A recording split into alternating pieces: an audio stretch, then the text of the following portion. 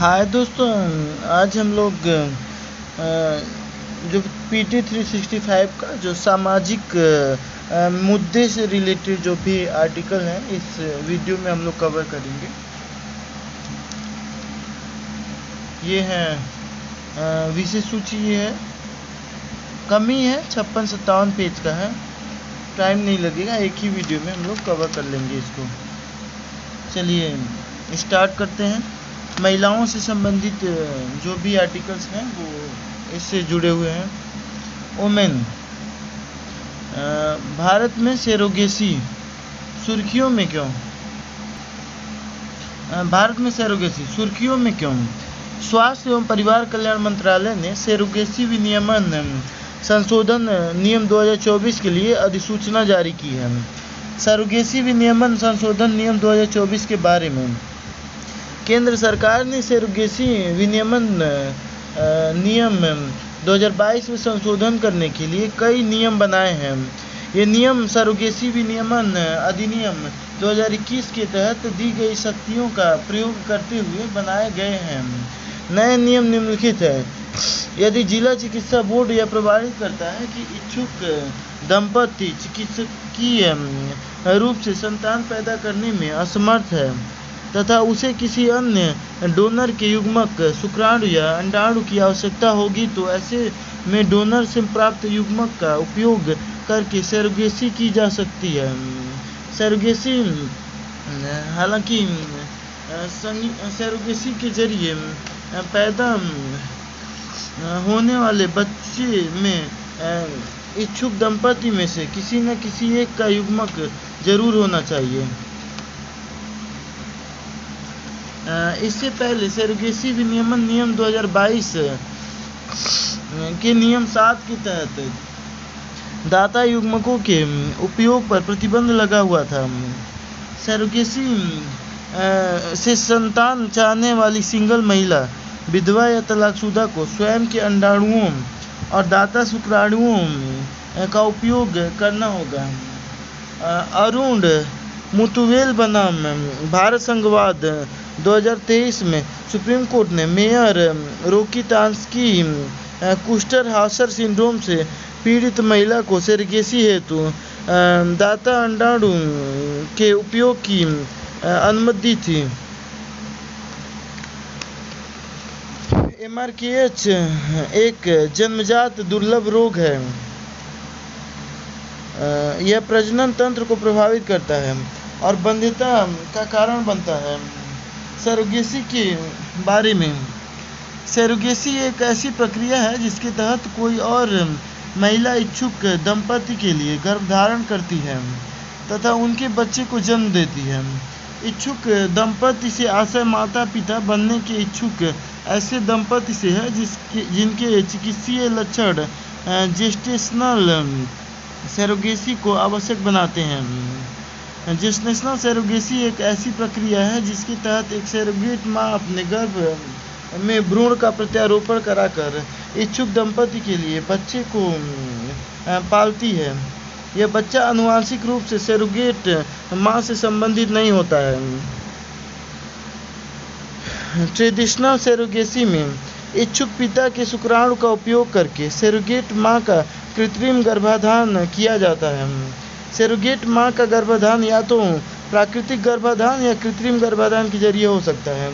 इस प्रक्रिया में सरोगेट मां जिस बच्चे को जन्म देती है उसकी वह जैविक मां भी बन जाती है। सरोगेसी के प्रकार, परोपकारी सरोगेसी, इसमें गर्भावस्था के दौरान चिकित्सा व्यय और बीमा कवरेज के अलावा सरोगेट मां को कोई मौद्रिक मुआवजा नहीं दिया जाता है।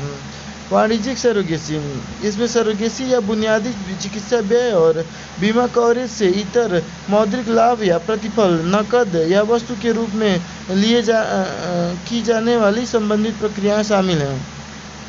सरकार ने 2015 में विदेशी नागरिकों के लिए सरोगेसी पर प्रतिबंध लगा दिया था।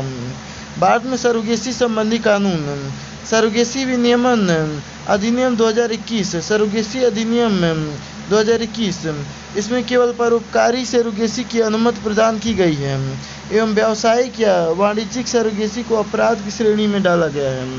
अधिनियम के कार्यान्वयन की समीक्षा और निगरानी करने तथा राज्य ARTSB आदि के कामकाज की निगरानी करने के लिए national assisted reproductive technology and surrogacy board की स्थापना की गई है।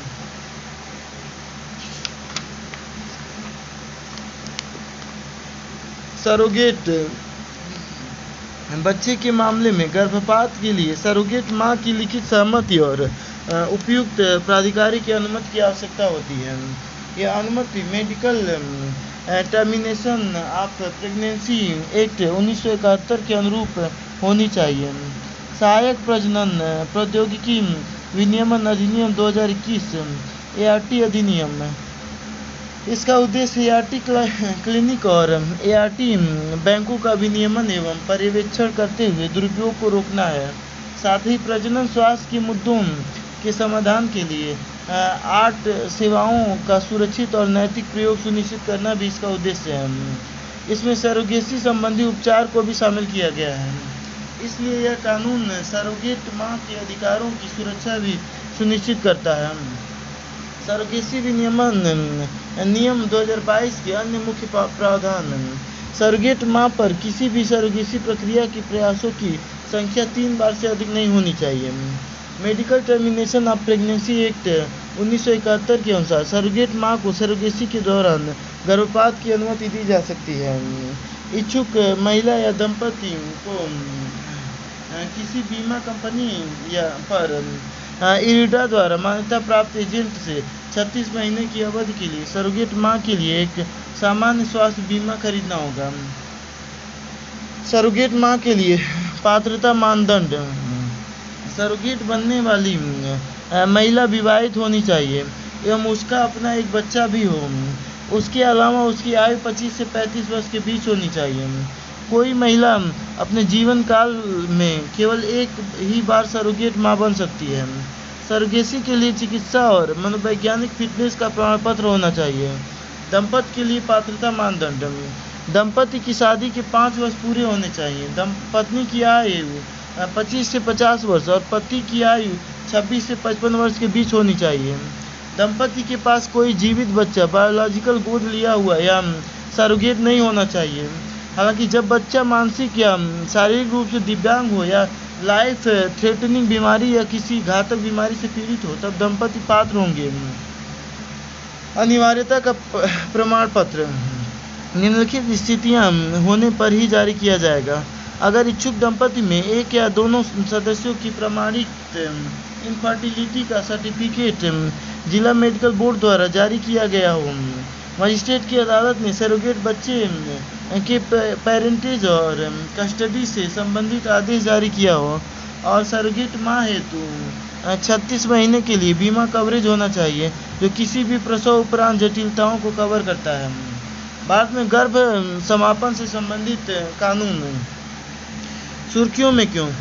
हाल ही में सुप्रीम कोर्ट ने एक विवाहित महिला के 26 सप्ताह से अधिक की गर्भ का समापन कराने यानी अबॉर्शन की मांग वाली याचिका को खारिज कर दिया। न्यायालय ने यह भी कहा कि इससे मां को तत्काल कोई खतरा नहीं है और यह भ्रूण की विकृति का मामला भी नहीं है।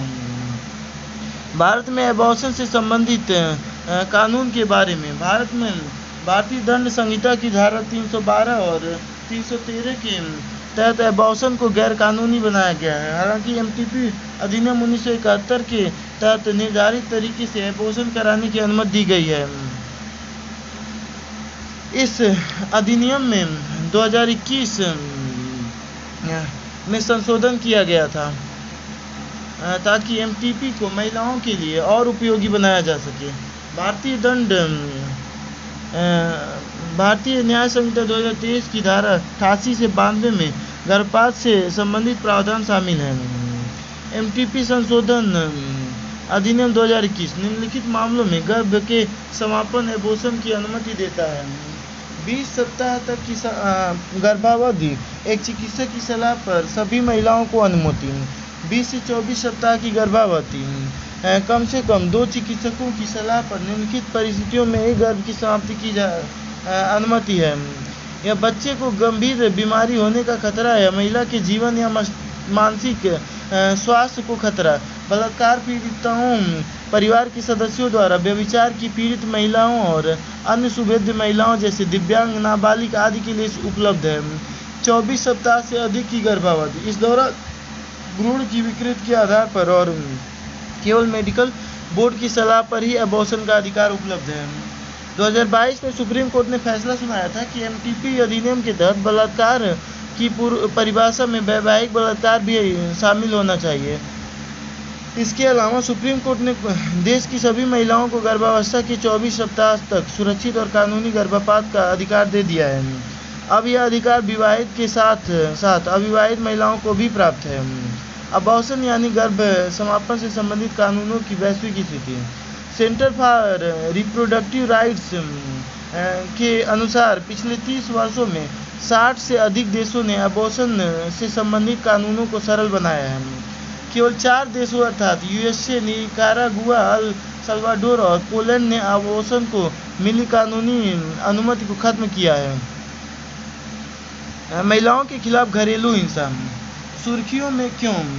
विश्व स्वास्थ्य संगठन WHO के अनुसार दुनिया भर में लगभग हर तीसरी महिला अपने जीवन काल में किसी न किसी रूप से शारीरिक या यौन हिंसा का सामना करती है। भारत में महिलाओं के खिलाफ घरेलू हिंसा की स्थिति। राष्ट्रीय परिवार सर्वेक्षण स्वास्थ्य सर्वेक्षण के अनुसार 2019 से 21 के अनुसार कर्नाटक में यह प्रतिशत घरेलू हिंसा सबसे अधिक था। इसके बाद बिहार, मणिपुर, तेलंगाना का स्थान है। 18 से 49 आयु वर्ग की 29.3% विवाहित महिलाओं ने वैवाहिक हिंसा, शारीरिक और या लैंगिक हिंसा का सामना किया है। भारत में घरेलू हिंसा के लिए कानून। संविधान का अनुच्छेद 15(3) विधायिका को महिलाओं और बच्चों के लिए विशेष प्रावधान करने की शक्ति प्रदान करता है। इस शक्ति का प्रयोग करते हुए 2005 में घरेलू हिंसा में महिलाओं का संरक्षण अधिनियम PWDVA पारित किया गया था। PW यानी महिलाओं का संरक्षण अधिनियम, घरेलू हिंसा में महिलाओं का संरक्षण अधिनियम के मुख्य प्रावधान। घरेलू हिंसा में शारीरिक, मौखिक, भावनात्मक, आर्थिक या लैंगिक शोषण शामिल है। कवरेज सभी महिलाएं इनमें एक साझा घर में रहने वाली माता, बहन, पत्नी, विधवा या पार्टनर शामिल हो सकती हैं। घरेलू हिंसा अधिनियम के तहत एक बच्चा भी राहत का हकदार है। किसके खिलाफ शिकायत दर्ज कराई जा सकती है? कोई भी वयस्क पुरुष सदस्य जो महिला के साथ घरेलू संबंध में रहा है। 2016 में सुप्रीम कोर्ट ने हिरल P. हरसोरा और अन्य बनाम कुसुम नारोत्तम दास हरसोरा और अन्य वाद में एक अहम फैसला सुनाया। इस फैसले में कोर्ट ने PWDVA कानून में उल्लिखित व्यक्ति शब्द से पहले आने वाले वयस्क पुरुष शब्द को हटा दिया। पति या साथी पुरुष के रिश्तेदार।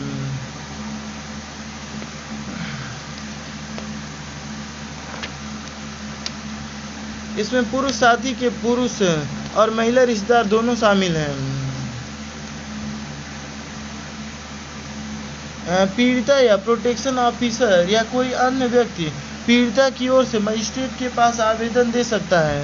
यह आवेदन इस अधिनियम के तहत एक से अधिक राहत की मांग करने के लिए दिया जाता है। पीड़िता को आश्रय या चिकित्सा सहायता प्रदान करने के लिए आश्रय गृह या चिकित्सा सुविधा का भी प्रावधान किया गया है। यह अधिनियम मौजूदा कानूनों के अतिरिक्त है। इसके अलावा घरेलू हिंसा अधिनियम के तहत अन्य कानूनी कार्यवाहियों में भी राहत मांगी जा सकती है, जैसे तलाक, भरण पोषण, भारतीय दंड संहिता की धारा 498 आदि के लिए याचिका। भारतीय दंड संहिता की धारा 498A जो कोई भी, चाहे वह महिला का पति हो या पति का रिश्तेदार, ऐसी महिला के साथ क्रूरता करता है, उसे किसी निर्धारित अवधि के लिए कारावास से दंडित किया जाएगा और उस पर जुर्माना भी लगाया जा सकता है। कारावास की अवधि को 3 वर्षों तक बढ़ाया जा सकता है। भारतीय न्याय संहिता 2023 की धारा 85 में महिलाओं के खिलाफ घरेलू हिंसा से संबंधित प्रावधान किए गए हैं। महिलाओं को हिंसा से बचाने के लिए की गई अन्य पहलें। PWDVA 2005 में वैवाहिक बलात्कार को केवल दीवानी मामलों के तहत रखा गया है।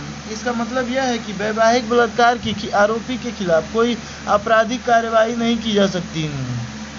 भारतीय न्याय संहिता 2023 में धोखे से या झूठे वादे करके किसी महिला के साथ शारीरिक संबंध बनाने को अपराध घोषित किया गया है। यूएन वीमेन और WHO ने संयुक्त राष्ट्र की 10 अन्य द्विपक्षीय और बहुपक्षीय एजेंसीज के साथ मिलकर महिलाओं तथा लड़कियों के खिलाफ हिंसा को रोकने एवं उसका जवाब देने के लिए रेस्पेक्ट वीमेन फ्रेमवर्क तैयार किया है।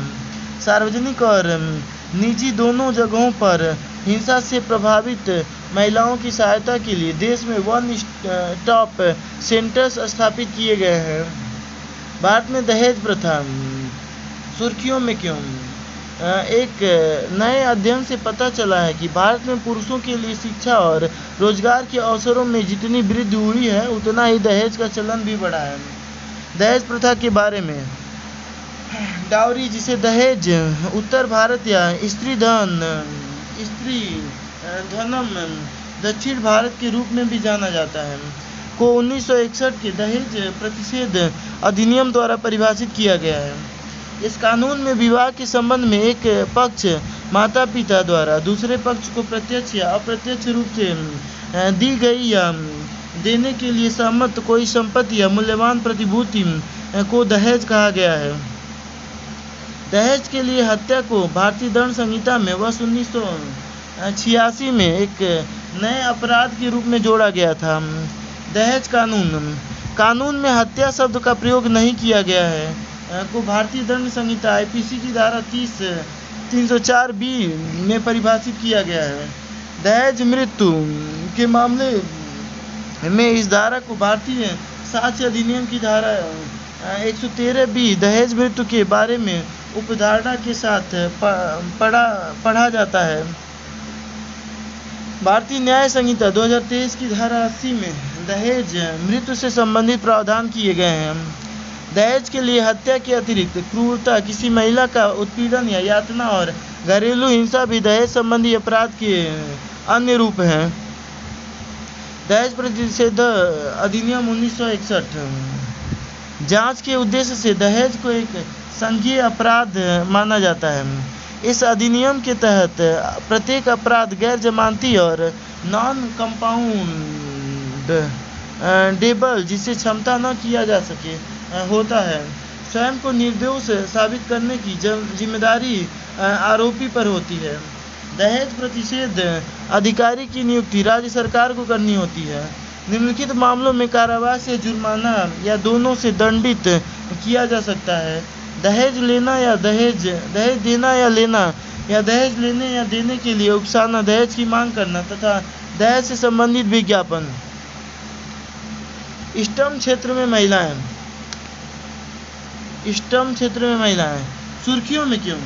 हाल ही में प्रधानमंत्री ने विमानन क्षेत्र में लड़कियों के प्रवेश का समर्थन करने के लिए बोइंग सुकन्या कार्यक्रम शुरू किया। बोइंग सुकन्या कार्यक्रम के बारे में, इसके तहत पूरे भारत में लड़कियों को देश के विमानन क्षेत्र में आने के लिए प्रोत्साहित करने का लक्ष्य रखा गया है। यह कार्यक्रम लड़कियों और महिलाओं को विज्ञान, प्रौद्योगिकी, इंजीनियरिंग एवं गणित यानी कि स्टेम जैसे क्षेत्रों में महत्वपूर्ण कौशल सीखने में मदद करेगा। इसके तहत उन्हें विमानन क्षेत्र में नौकरियों प्राप्त करने के लिए आवश्यक प्रशिक्षण भी प्रदान किया जा सकेगा। इस कार्यक्रम के तहत युवतियों के लिए 150 निर्धारित स्थानों पर स्टेम लैब स्थापित की जाएंगी। इससे उनमें स्टेम क्षेत्र के करियर बनाने के लिए रुचि पैदा करने में मदद मिलेगी। इसके तहत पायलट बनने के लिए प्रशिक्षण ले रही महिलाओं को छात्रवृत्ति भी प्रदान की जाएगी। भारत में 15% पायलट महिलाएं हैं। यह वैश्विक औसत से 3 गुना अधिक है। स्टेम क्षेत्र में महिलाओं को बढ़ावा देने हेतु की गई अन्य पहल iSTEM प्रधान वैज्ञानिक सलाहकार के कार्यालय द्वारा आरंभ की गई एक पहल है। यह अनुसंधान और संरचना और प्रयोगशाला प्रदान करने के लिए एक प्लेटफॉर्म प्रदान करता है जिसका लाभ पूरे भारत में उपयोगकर्ता उठा सकते हैं। इंजीनियरिंग विज्ञान और प्रौद्योगिकी में महिलाएं। वेस्ट एक नई आई स्टम पहल है। इसका उद्देश्य महिलाओं को विज्ञान, प्रौद्योगिकी और नवाचार पारिस्थितिकी तंत्र में योगदान करने के लिए सशक्त बनाना है। विज्ञान ज्योति, विज्ञान और प्रौद्योगिकी विभाग DST ने इस पहल की शुरुआत की थी। इसका उद्देश्य हाई स्कूल में पढ़ने वाले मेधावी छात्रों को स्टेम क्षेत्र में उच्चतर शिक्षा ग्रहण करने हेतु समान अवसर प्रदान करना है। पोषण के माध्यम से अनुसंधान उन्नति में ज्ञान भागीदारी। किरण, इस पहल की शुरुआत DST द्वारा की गई थी। इसका उद्देश्य विज्ञान एवं प्रौद्योगिकी के क्षेत्र में विभिन्न कार्यक्रमों के माध्यम से महिला वैज्ञानिकों को प्रोत्साहित करना है। Gender advancement for transforming institutions, गति, यह सभी स्तरों पर विज्ञान, प्रौद्योगिकी, इंजीनियरिंग, चिकित्सा और गणित विषयों में महिलाओं की सुविधा के लिए संस्थागत सुधार लाने का प्रयास करता है। Consolidation of university research for innovation and excellence, इसके तहत महिला विश्वविद्यालयों को उनकी R&D सुविधाओं में सुधार करने में सहायता प्रदान की जाती है। Biotechnology career advancement and reorientation programme, इसे रोजगार बेरोजगार महिला वैज्ञानिकों के करियर विकास के लिए जैव प्रौद्योगिकी विभाग द्वारा क्रियान्वित किया जा रहा है। इसके तहत 45 वर्ष तक की महिला वैज्ञानिकों को पहला बाह्य अनुसंधान अनुदान प्रदान किया जाता है। कार्यस्थल पर यौन उत्पीड़न, सुर्खियों में क्यों? महिलाओं का कार्यस्थल पर लैंगिक उत्पीड़न निवारण, प्रतिषेध और निदान अधिनियम 2013 यानी पोस एक्ट के लागू हुए 10 वर्ष हो गए हैं। कार्यस्थल पर यौन उत्पीड़न के बारे में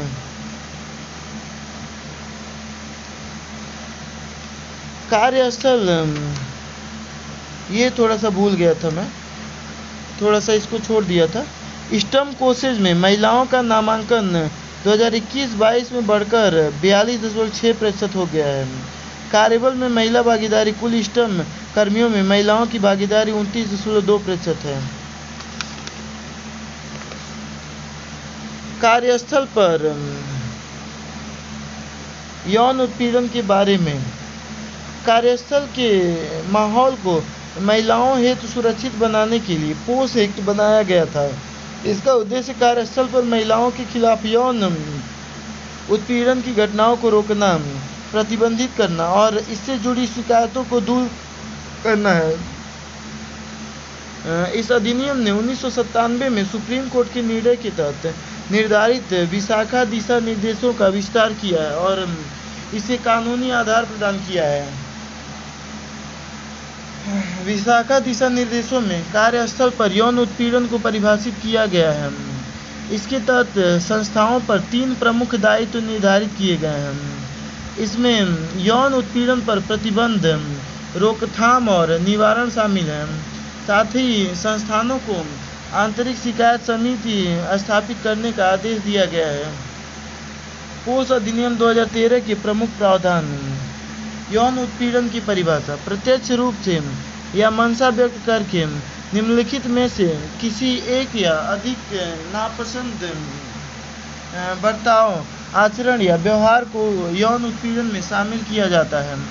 शारीरिक संपर्क या यौन प्रस्ताव देना, यौन अनुग्रह की मांग या अनुरोध, अश्लील टिप्पणी करना, अश्लील साहित्य, चित्र दिखाना, यौन प्रकृति का कोई अन्य नापसंद शारीरिक, मौखिक या गैर मौखिक व्यवहार।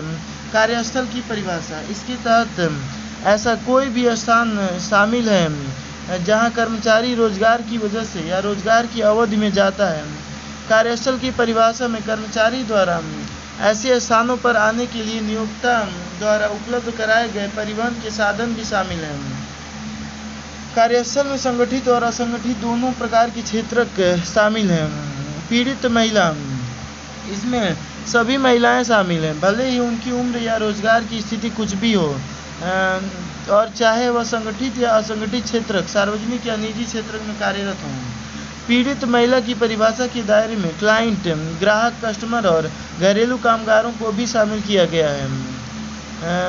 शिकायत निवारण तंत्र, शिकायत समिति, ऐसे प्रत्येक निजी इसको छोड़ते पहले इसको पढ़ते हैं। वैश्विक मानदंड, ILO कन्वेंशन 190 हिंसा और उत्पीड़न से रहित विश्व में काम करने के हर किसी के अधिकार को मान्यता देने वाली पहली अंतर्राष्ट्रीय संधि है। इसमें जेंडर आधारित हिंसा और उत्पीड़न भी शामिल है। भारत में इसका अनुसमर्थन नहीं किया है। महिलाओं के विरुद्ध सभी प्रकार के भेदभाव के उन्मूलन पर संयुक्त राष्ट्र कन्वेंशन, इसे 1979 में संयुक्त राष्ट्र महासभा द्वारा अपनाया गया था। भारत ने इसका अनुसमर्थन किया है। शिकायत निवारण तंत्र, शिकायत समिति, ऐसे प्रत्येक निजी या सार्वजनिक संगठन में आंतरिक शिकायत समिति ICC का गठन अनिवार्य है, जहां 10 या इससे अधिक कर्मचारी कार्य करते हैं। ICC में कम से कम 4 सदस्य होने चाहिए और उनमें से कम 50% सदस्य महिलाएं होनी चाहिए, जिनमें से एक बाहरी सदस्य भी होनी चाहिए। ICC के पास दीवानी अदालत के समान शक्तियां होती हैं। 10 से कम कर्मचारियों वाले संगठनों या नियोक्ता के खिलाफ शिकायत दर्ज करने के लिए जिला अधिकारी द्वारा स्थानीय समिति का गठन किया जाता है। शिकायत दर्ज करने की प्रक्रिया, किसी भी पीड़ित महिला को ICC के पास कार्यस्थल पर यौन उत्पीड़न की लिखित शिकायत दर्ज कराने का अधिकार है। यदि आंतरिक समिति गठित नहीं है तो स्थानीय समिति के पास शिकायत दर्ज कराई जा सकती है।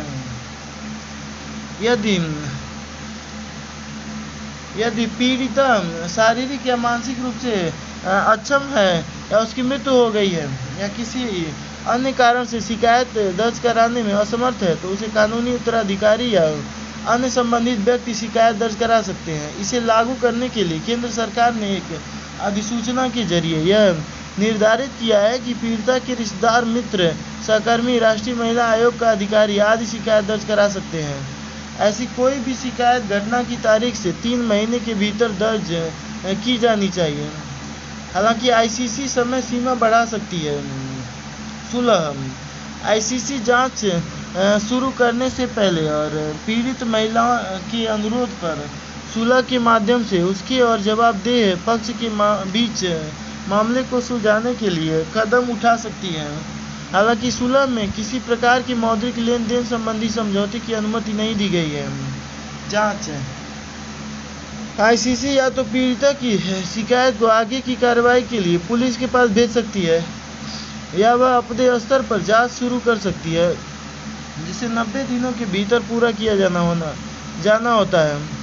जब जांच पूरी हो जाती है तो ICC को 10 दिनों के भीतर अपने निष्कर्षों की एक रिपोर्ट नियोक्ता को सौंपनी होती है। दोषी के खिलाफ कार्रवाई, यदि यौन उत्पीड़न के आरोप साबित होते हैं तो ICC नियोक्ता को कंपनी के सेवा नियमों के प्रावधानों के अनुसार कार्रवाई करने की सिफारिश करती है। अपील, यदि पीड़िता महिला या जवाबदेह पक्ष आरोपी जांच से संतुष्ट नहीं है तो वह 90 दिनों के भीतर अदालत में अपील कर सकते हैं। झूठी शिकायत, ICC नियोक्ता से सेवा नियमों के प्रावधानों के अनुसार उस महिला या शिकायत करने वाले व्यक्ति के खिलाफ कार्रवाई करने की सिफारिश कर सकती है जिसने झूठी शिकायत दर्ज कराई है। निजता की सुरक्षा सुनिश्चित करना, महिला जवाबदेह पक्ष और गवाह की पहचान, पूछताछ से जुड़ी कोई जानकारी, जांच की सिफारिश और इस पर की गई कार्रवाई को सार्वजनिक नहीं किया जाना चाहिए।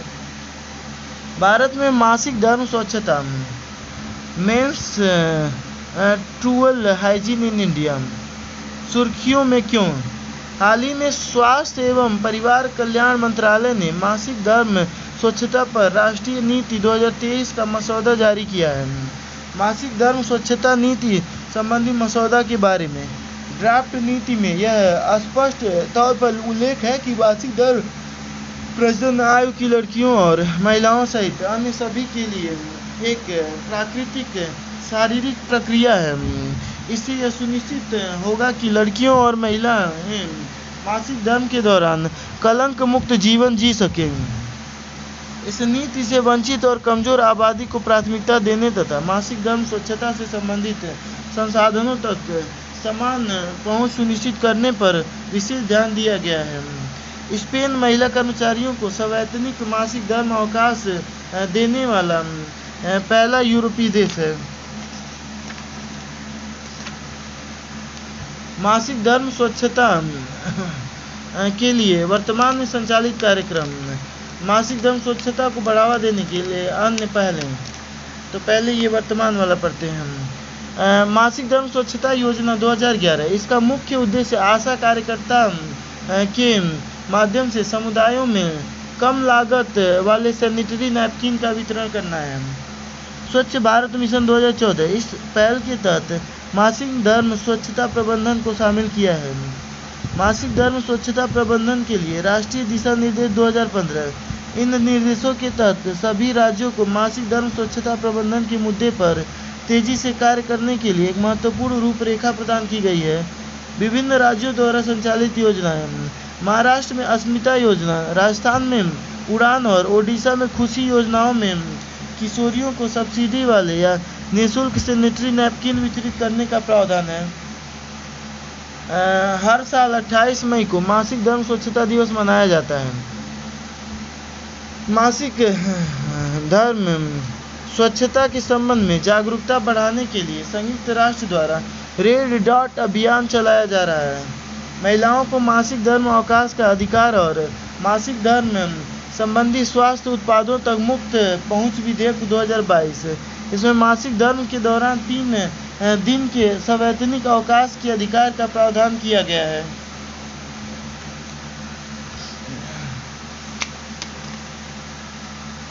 बच्चों से जुड़े जो भी मुद्दे हैं यहाँ पे वो बाल श्रम सुर्खियों में क्यों। श्रम वस्त्र एवं कौशल विकास संबंधी संसदीय स्थायी समिति ने बाल श्रम पर राष्ट्रीय नीति एक आकलन शीर्षक से रिपोर्ट प्रस्तुत की। इसमें कहा गया है कि 2025 तक बाल श्रम को खत्म करने के लिए बहुत अधिक प्रयास करने होंगे। बाल श्रम क्या है? ILO के अनुसार बाल श्रम को अधिकांशतः ऐसे कार्य या श्रम के रूप में परिभाषित किया जाता है जो बच्चों को उनके बचपन या बाल्यावस्था क्षमता और गरिमा से वंचित करता है तथा उनके शारीरिक एवं मानसिक विकास के लिए हानिकारक होता है। यह ऐसे कार्य को संदर्भित करता है जो उन्हें स्कूल जाने के अवसर से वंचित करके उनकी स्कूली शिक्षा में हस्तक्षेप करता है, उन्हें समय से पूर्व स्कूल छोड़ने के लिए बाध्य करता है या उन्हें अतिरिक्त बाह्य कार्य के बोझ तले स्कूल जाने हेतु विवश करता है। 2011 की जनगणना के अनुसार 5 से 14 वर्ष की आयु वर्ग में 1.01 करोड़ कामकाजी बच्चे वर्किंग चिल्ड्रन हैं। भारत में कुल कामकाजी बच्चों में से लगभग 55% उत्तर प्रदेश, बिहार, राजस्थान, महाराष्ट्र और मध्य प्रदेश जैसे राज्यों में किसी न किसी रोजगार में लगे हैं। बाल श्रम उन्मूलन के लिए सरकार द्वारा उठाए गए कदम। भारत ने बाल श्रम को सर्वाधिक विकृत स्वरूपों पर अंतर्राष्ट्रीय श्रम संगठन ILO के कन्वेंशन 122 और रोजगार की न्यूनतम आयु पर कन्वेंशन 138 का अनुसमर्थन किया है।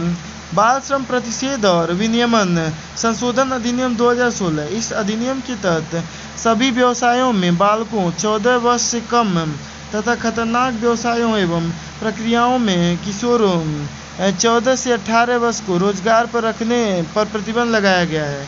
राष्ट्रीय बाल श्रम परियोजना स्कीम, इसके तहत बाल श्रमिकों के पुनर्वास के लिए विशेष विद्यालय पुनर्वास केंद्र की स्थापना की गई है। यह श्रम और रोजगार मंत्रालय के तहत केंद्रीय क्षेत्र की एक योजना है। पेंसिल पोर्टल, यह पोर्टल बाल श्रम के शिकार बच्चों को बचाने और उनके पुनर्वास के लिए मजबूत साधन बनाया गया है। इसका प्रबंधन श्रम एवं रोजगार मंत्रालय द्वारा किया जाता है। बचपन बचाओ आंदोलन, यह एक गैर सरकारी संगठन है। इस एनजीओ ने भारत में 85,000 से अधिक बच्चों को शिक्षा और पुनर्वास के जरिए शोषण से मुक्त कराने में मदद की है।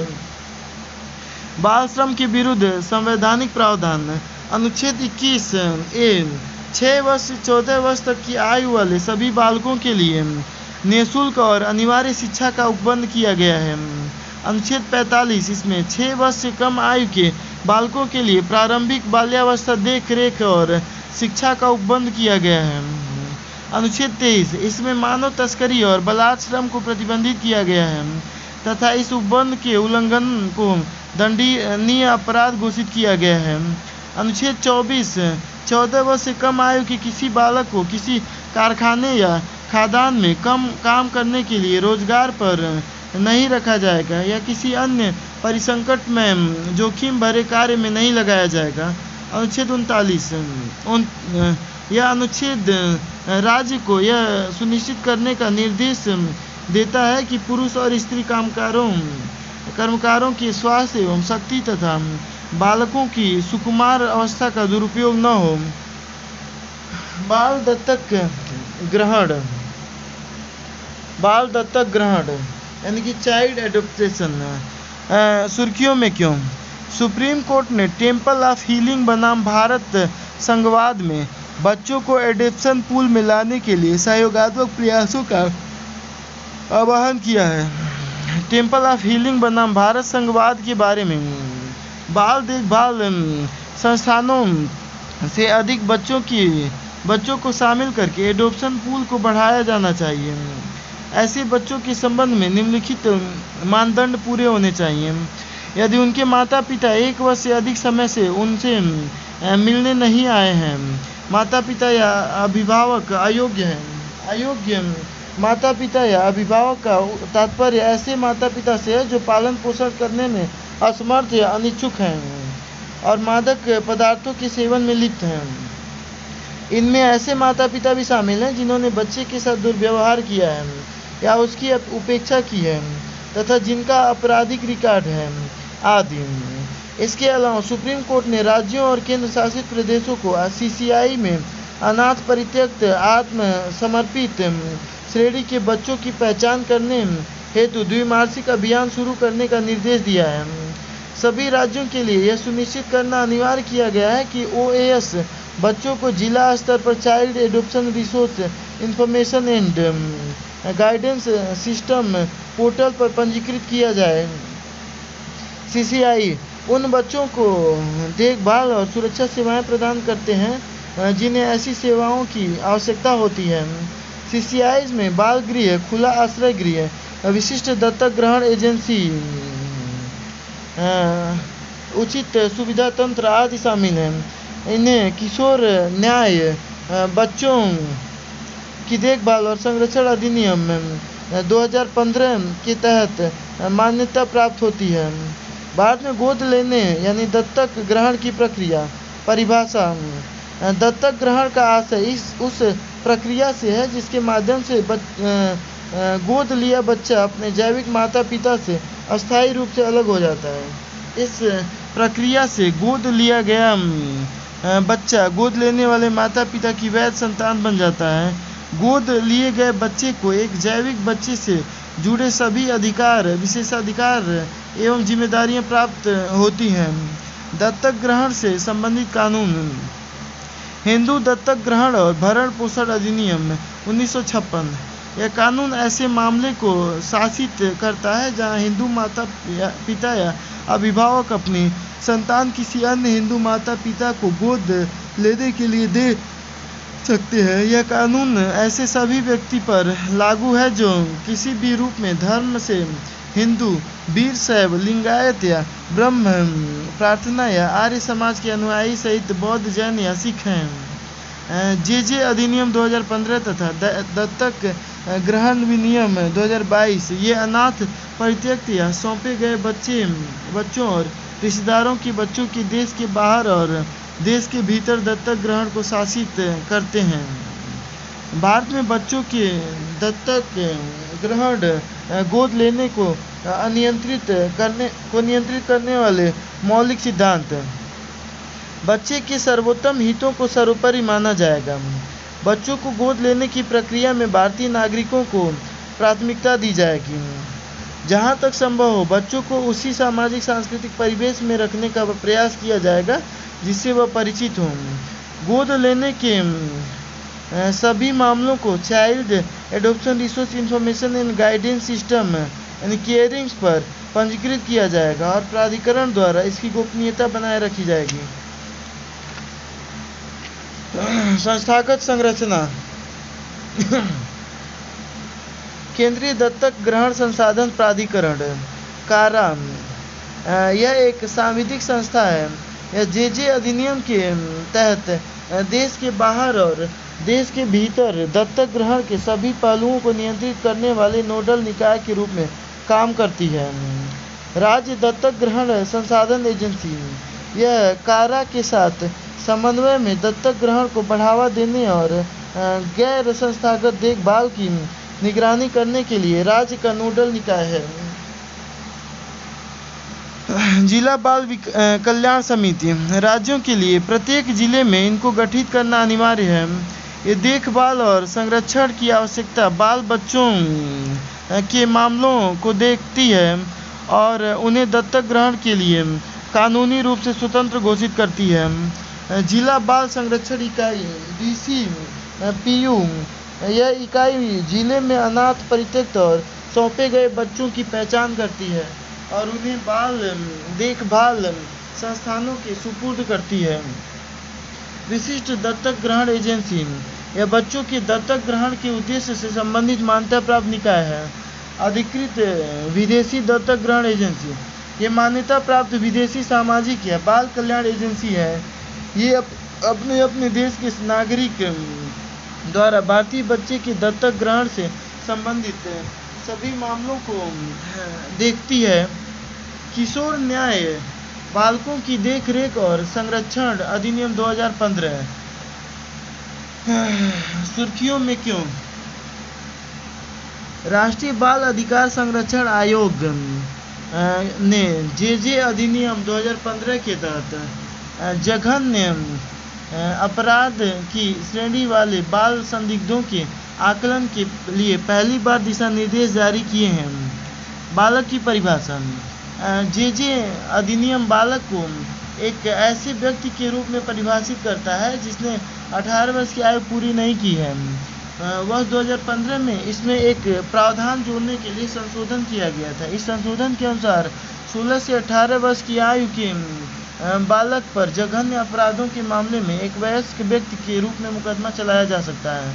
जुवेनाइल जस्टिस बोर्ड यह निर्धारित करने के लिए आकलन करता है कि ऐसे बालक पर वयस्क या नाबालिग के रूप में मुकदमा चलाया जाए।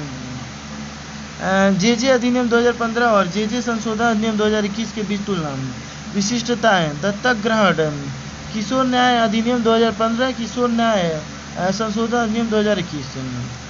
तो 2015 किशोर न्याय अधिनियम 2015 एक बार दीवानी न्यायालय सिविल कोर्ट्स द्वारा दत्तक ग्रहण संबंधी आदेश जारी करने के उपरांत बच्चों को गोद लेने की प्रक्रिया पूर्ण हो जाती है और किशोर न्याय संशोधन अधिनियम 2021 में डिस्ट्रिक्ट मजिस्ट्रेट सहित एडिशनल डिस्ट्रिक्ट मजिस्ट्रेट दत्तक ग्रहण का आदेश जारी कर सकते हैं।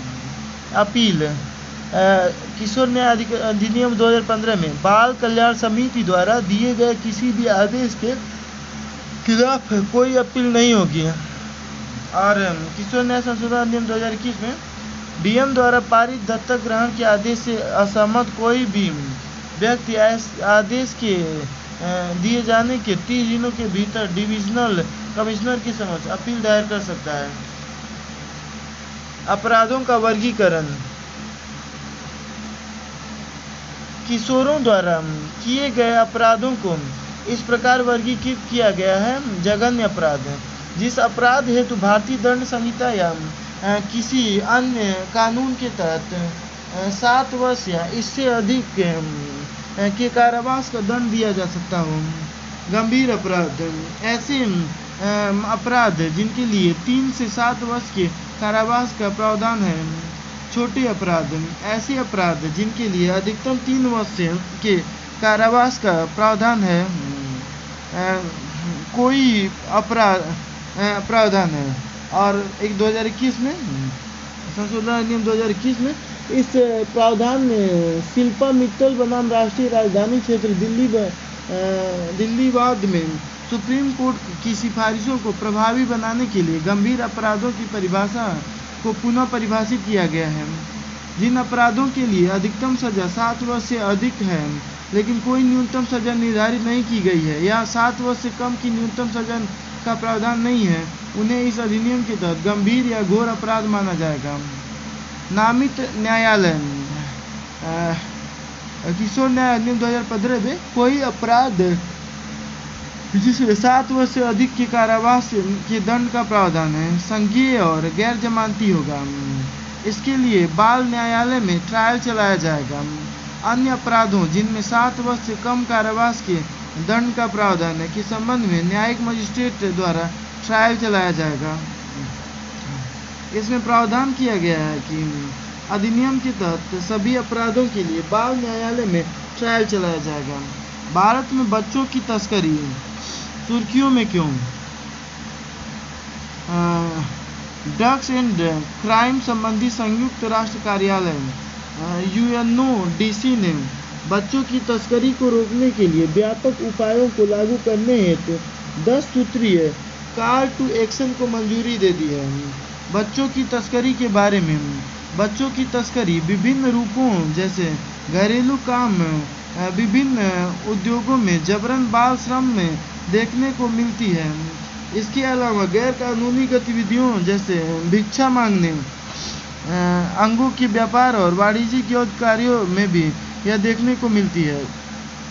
राष्ट्रीय अपराध रिकॉर्ड ब्यूरो NCRB के अनुसार भारत में 2021 में हर दिन 8 बच्चों की तस्करी, श्रम, भिक्षावृत्ति और यौन शोषण के लिए की गई है। बच्चों की तस्करी से जुड़े अपराधों को नियंत्रित करने वाले कानून अनैतिक व्यापार निवारण अधिनियम 1956। इसका मुख्य उद्देश्य अनैतिक व्यापार और देह व्यापार को रोकना है। बंधुआ श्रम पद्धति उन्मूलन अधिनियम 1976। इसका मुख्य उद्देश्य कमजोर वर्गों के लोगों के आर्थिक और शारीरिक शोषण को रोकने के लिए बंधुआ मजदूरी को समाप्त करना है। मानव अंग और उत्तक प्रत्यारोपण अधिनियम 1994। इस कानून के जरिए मानव अंगों के व्यापार को दंडनीय अपराध बनाया गया है। यौन अपराधों से बच्चों का संरक्षण अधिनियम पोक्सो 2012। इस कानून का मुख्य उद्देश्य बच्चों को यौन हिंसा, यौन उत्पीड़न और अश्लील साहित्य संबंधी अपराधों से बचाना है। सहमति की आयु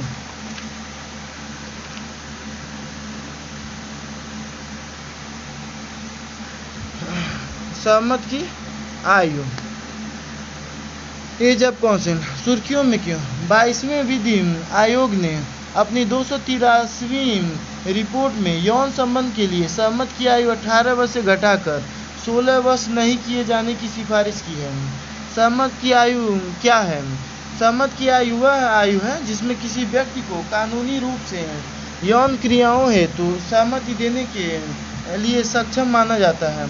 यौन सहमत की न्यूनतम आयु रखने का मुख्य उद्देश्य किशोरों को यौन शोषण से बचाना है। साथ ही इससे किशोरों को प्रारंभिक यौन गतिविधियों के दुष्प्रभावों से भी बचाया जाता है। इससे उनका उचित विकास एवं उनके अधिकारों का भी संरक्षण होता है। पॉक्सो अधिनियम 2012 यौन अपराधों से बच्चों का संरक्षण अधिनियम 2012 के तहत 18 वर्ष तक की आयु के व्यक्ति को बालक की श्रेणी में रखा गया है। अतः स्वाभाविक रूप से यह सहमत की आयु बन गई है। पॉक्सो अधिनियम 2012 को यौन हिंसा, लैंगिक उत्पीड़न तथा अश्लील सामग्रियों पोर्नोग्राफी के अपराधों से बालकों का संरक्षण करने के लिए बनाया गया था। इस अधिनियम में ऐसे अपराध की सुनवाई के लिए विशेष न्यायालयों की स्थापना का भी उपबंध है। यौन संबंधों के लिए सहमत की आयु को बढ़ाकर 18 वर्ष के लिए आपराधिक कानून संशोधन अधिनियम 2013 द्वारा भारतीय दंड संहिता की धारा 375 में संशोधन किया गया था। यह संशोधन पॉक्सो अधिनियम के तहत उपबंधित सहमत की आयु मानदंड के अनुरूप बनाने के लिए किया गया। हालांकि किसी पुरुष द्वारा अपनी पत्नी के साथ यौन संबंध बनाने पर अपवाद अभी भी कानून में बना हुआ है, बशर्ते कि पत्नी की आयु 15 वर्ष से अधिक हो। इंडिपेंडेंट थॉट बनाम यूनियन ऑफ इंडियावाद में सुप्रीम कोर्ट ने आईपीसी की धारा 375 इस अपवाद की व्याख्या थी। किसी पुरुष और उसकी पत्नी 15 से 18 वर्ष की बीच की आयु के बीच यौन संबंध को बलात्कार नहीं माना जाएगा। भारतीय न्याय संहिता 2023 के तहत बलात्कार की परिभाषा धारा 63 के तहत एक विवाहित महिला के लिए सहमत की आयु 15 वर्ष से बढ़ाकर 18 वर्ष कर दी गई है। हालांकि बीएनएस की धारा 63 में वैवाहिक बलात्कार के अपवाद को बरकरार रखा गया है।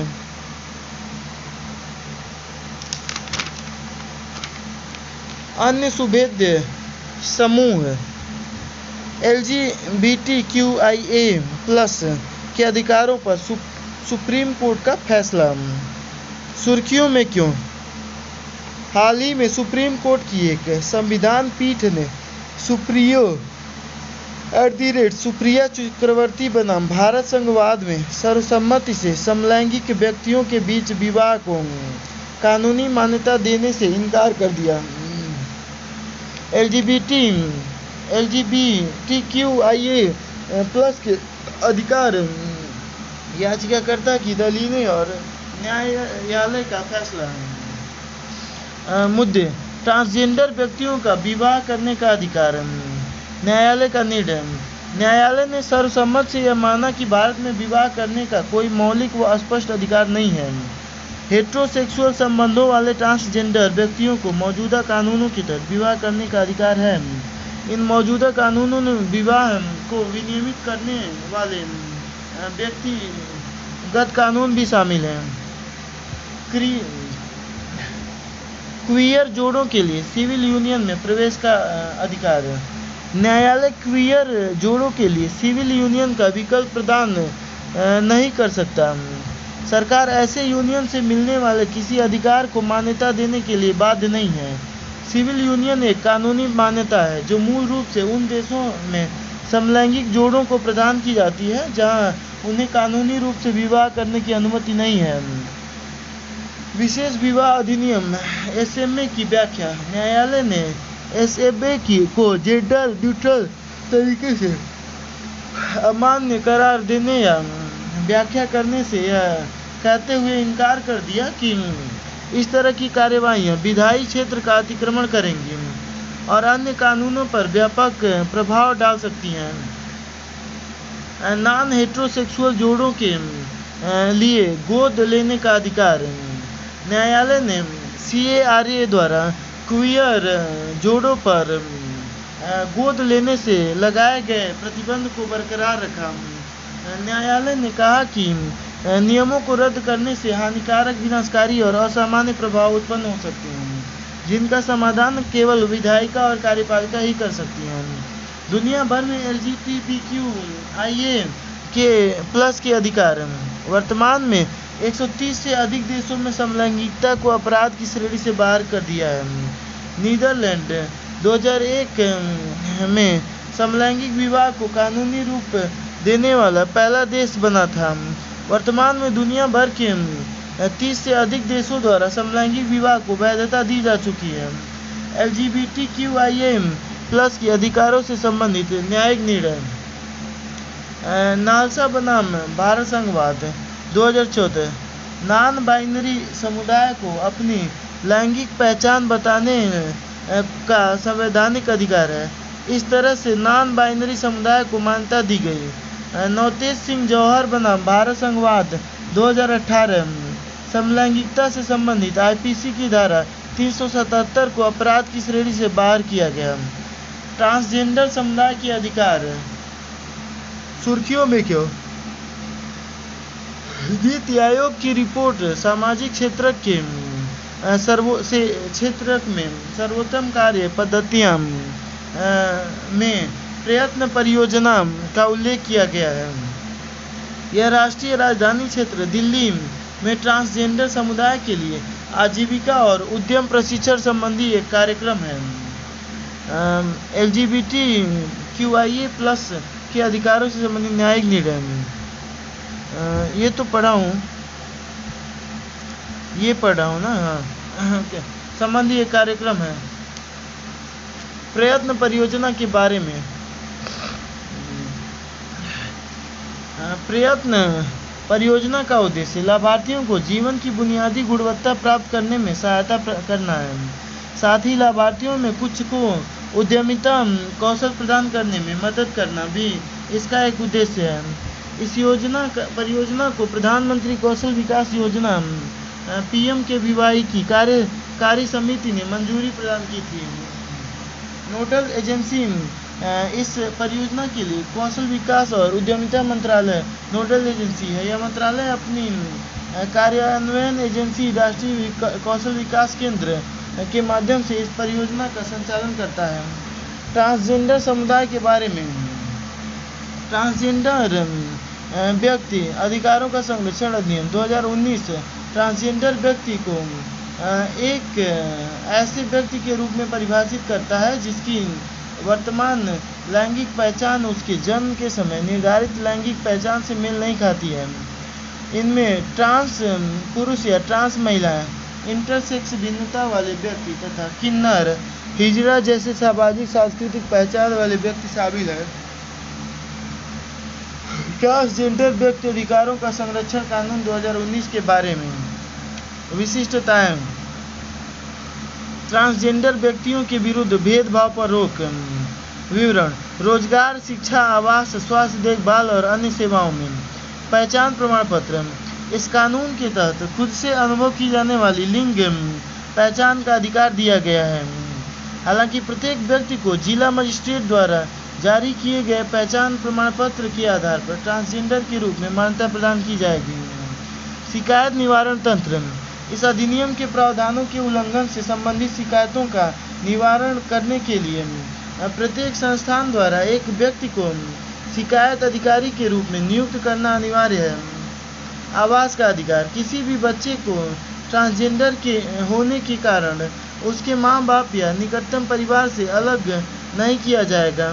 हालांकि प्राधिकृत न्यायालय द्वारा बच्चे के हित में ऐसा करने का आदेश दिया जा सकता है। शिक्षण संस्थानों के दायित्व। सरकारी वित्त पोषित या सरकार द्वारा मान्यता प्राप्त शिक्षण संस्थानों को ट्रांसजेंडर व्यक्तियों को बिना किसी भेदभाव और समान आधार पर समावेशी शिक्षा, खेलकूद तथा आनंददायक और मनोरंजक गतिविधियों के लिए समान अवसर प्रदान करना होगा। ट्रांसजेंडर व्यक्तियों के लिए राष्ट्रीय परिषद। ट्रांसजेंडर व्यक्तियों से संबंध योजनाओं, कार्यक्रम, विधेयक और परियोजनाओं के निर्माण हेतु केंद्र सरकार को सलाह देने के लिए ट्रांसजेंडर समुदाय के लिए शुरू की गई अन्य पहलें। स्माइल यह ट्रांसजेंडर व्यक्तियों के सामाजिक आर्थिक विकास के लिए एक अम्ब्रेला योजना है। इसमें 2 उप योजनाएं शामिल हैं। ट्रांसजेंडर समुदाय के कल्याण के लिए व्यापक पुनर्वास हेतु केंद्रीय क्षेत्र की योजना और भिक्षावृत्ति के कार्य में संलग्न व्यक्तियों का व्यापक पुनर्वास। सामाजिक न्याय और अधिकारिता मंत्रालय ने ट्रांसजेंडर समुदाय के लिए एक राष्ट्रीय पोर्टल शुरू किया है। गरिमा गृह यह ट्रांसजेंडर समुदाय के लिए एक आश्रय गृह है। जनजातीय कल्याण। सुर्खियों में क्यों? हाल ही में केंद्र सरकार ने जनजातीय गौरव दिवस के अवसर पर PM जनजाति आदिवासी न्याय महाअभियान PM जनमन शुरू किया है। जनजातीय गौरव दिवस के बारे में जनजातीय समुदाय के स्वतंत्रता सेनानियों के प्रयासों का उल्लेख करने के लिए हर साल 15 नवंबर 2021 से को जनजातीय गौरव दिवस मनाया जाता है। इस दिन श्री बिरसा मुंडा की जयंती भी मनाई जाती है। PM जनमन के बारे में प्रधानमंत्री PBTGs विकास मिशन की घोषणा केंद्रीय बजट 2023-24 में की गई थी। इसी के अनुसरण में पीएम जनमन की शुरुआत की गई है। इस मिशन के तहत अगले 3 वर्षों के लिए कुल अनुमानित व्यय 24,104 करोड़ रुपए है। इस मिशन में 9 मंत्रालयों के समन्वय से 11 महत्वपूर्ण हस्तक्षेपों पर ध्यान केंद्रित किया जाएगा। इस मिशन का लक्ष्य पीवीटीजीज परिवारों और बस्तियों को सुरक्षित आवास, स्वच्छ पेयजल और स्वच्छता जैसी बुनियादी सुविधाओं से परिपूर्ण करना है। साथ ही शिक्षा, स्वास्थ्य और पोषण आदि तथ्य तक बेहतर पहुंच भी सुनिश्चित की जाएगी। इसके अलावा सिकल सेल रोग उन्मूलन, टीबी उन्मूलन, 100% टीकाकरण, पीएम सुरक्षित मातृत्व योजना, पीएम मातृ वंदना योजना, पीएम पोषण आदि की पूर्ण कवरेज भी सुनिश्चित की जाएगी। भारत में जनजातियाँ, अनुच्छेद 342 में अनुसूचित जनजातियों एसटी को जनजातियों या जनजातीय समुदाय या जनजातीय समुदायों के हिस्सों या उनके भीतर के वर्गों के रूप में परिभाषित किया है। इन्हें राष्ट्रपति लोक अधिसूचना द्वारा निर्दिष्ट करते हैं। जनगणना 2011 के अनुसार भारत में अनुसूचित जनजाति की आबादी 8.6% है। अनुसूचित जनजाति की सर्वाधिक प्रतिशत आबादी लक्षद्वीप 94.8% में है। उसके बाद मिजोरम 94.4% का स्थान है। अनुसूचित जनजाति की सर्वाधिक आबादी मध्य प्रदेश में है। नोडल मंत्रालय जनजातीय कार्य मंत्रालय। विश्व के देशज लोगों के लिए मनाए जाने वाले अंतर्राष्ट्रीय दिवस को विश्व आदिवासी दिवस के रूप में के नाम से भी जाना जाता है। यह दिवस दुनिया भर में देशज मूल निवासी लोगों के अधिकारों को बढ़ावा देने और उनके संरक्षण के लिए हर साल 9 अगस्त को मनाया जाता है। 1982 में इसी दिन मानवाधिकारों को बढ़ावा देने और संरक्षण संबंधी उप आयोग देशज आबादी पर संयुक्त राष्ट्र कार्य समूह की पहली बैठक आयोजित की गई थी।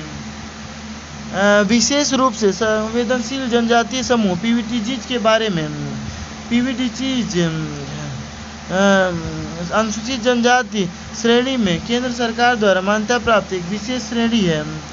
यूएन ढेबर आयोग 1961 की सिफारिशों के आधार पर इन्हें पहली बार 1973 में आदिम जनजातीय समूहों के रूप में मान्यता दी गई थी। जनजातीय विकास के लिए पंचशील सिद्धांत। लोगों का विकास उनकी अपनी प्रतिभा के अनुरूप होना चाहिए और बाहरी मूल्यों को थोपने से बचना चाहिए। भूमि और जंगल पर जनजातीय अधिकारों का सम्मान किया जाना चाहिए। जनजातीय समूहों को प्रशासन एवं विकास के कार्यों हेतु प्रशिक्षित किया जाना चाहिए। इन क्षेत्रों में गवर्नेंस से संबंधित गतिविधियां सावधानी पूर्वक की जानी चाहिए। साथ ही इन क्षेत्रों में अनेक योजनाओं का बोझ नहीं डालना चाहिए। परिणामों का मूल्यांकन केवल आंकड़ों के आधार पर नहीं किया जाना चाहिए, बल्कि उनमें निहित मानवीय गुणों और मूल्यों के आधार पर भी किया जाना चाहिए। 2006 में भारत सरकार ने पीवीटीजीज का नाम बदलकर पीवीटीजीज कर दिया। पीवीटीजीज का नाम बदलकर पीवीटीजीज कर दिया। पीवीटीजीज की पहचान के लिए निर्धारित मानदंड: आदिम कृषि प्रणाली का प्रचलन, अन्य जनजातियों की तुलना में साक्षरता का निम्न स्तर, आर्थिक पिछड़ापन, घटती या स्थिर जनसंख्या।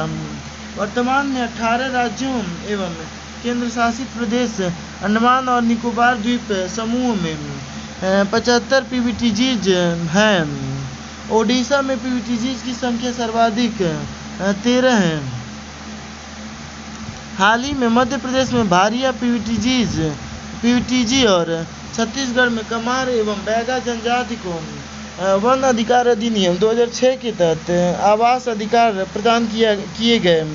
नोट: भारिया, कमार और बैगा को मध्य प्रदेश तथा छत्तीसगढ़ दोनों राज्यों में पीवीटीजीज के रूप में सूचीबद्ध किया गया है।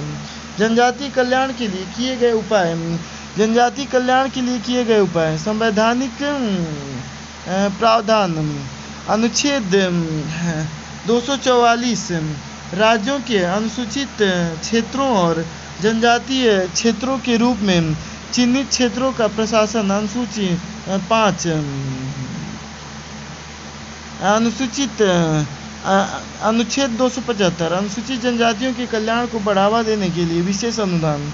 अनुच्छेद 342 अनुसूचित जनजातियों से संबंधित अधिसूचना। अनुच्छेद 338 से राष्ट्रीय अनुसूचित जनजाति आयोग।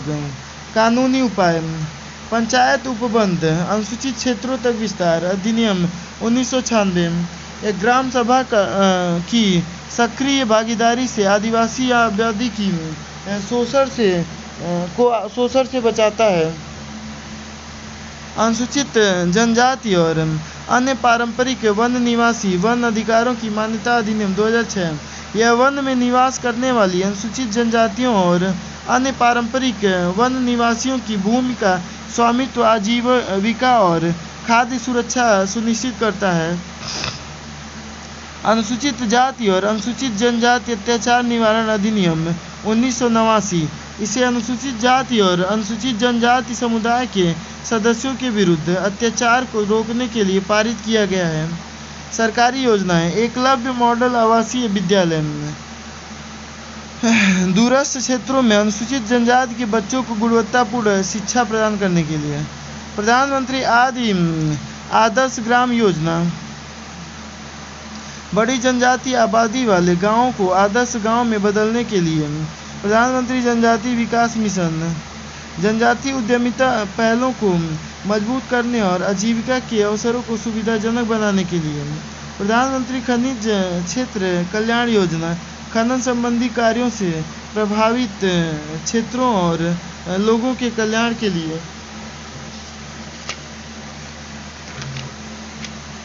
गैर अधिसूचित जनजातियां। सुर्खियों में क्यों? हाल ही में राष्ट्रीय मानवाधिकार आयोग NHRC ने इदाते आयोग की रिपोर्ट को लागू करने की आवश्यकता पर बल दिया। इस रिपोर्ट में भारत में विमुक्त डीनोटिफाइड घुमंतू और अर्ध घुमंतू जनजातियों के लिए एक अस्थायी आयोग स्थापित करने की सिफारिश की गई थी। गैर अधिसूचित जनजातियों के बारे में। ये देश में सर्वाधिक कमजोर और वंचित समुदाय हैं। इन्हें ब्रिटिश शासन के दौरान आपराधिक जनजाति अधिनियम 1871 के तहत जन्मजात अपराधी घोषित किया गया था। ये जनजातियां विषम समूह के रूप में हैं और ये अलग अलग व्यवसायों में संलग्न हैं। इन व्यवसायों में परिवहन, चाबी बनाना, नमक का व्यापार, मनोरंजन, काला बाजारी, सपेरा जादूगर और पशु चराना आदि शामिल है।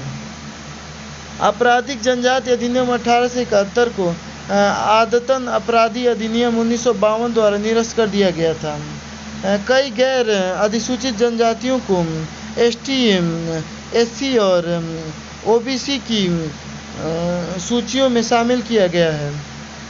रेनके आयोग 2018 के अनुसार भारत में लगभग 1500 घुमंतू एवं अर्ध घुमंतू जनजातियां तथा 198 गैर अधिसूचित जनजातियां हैं।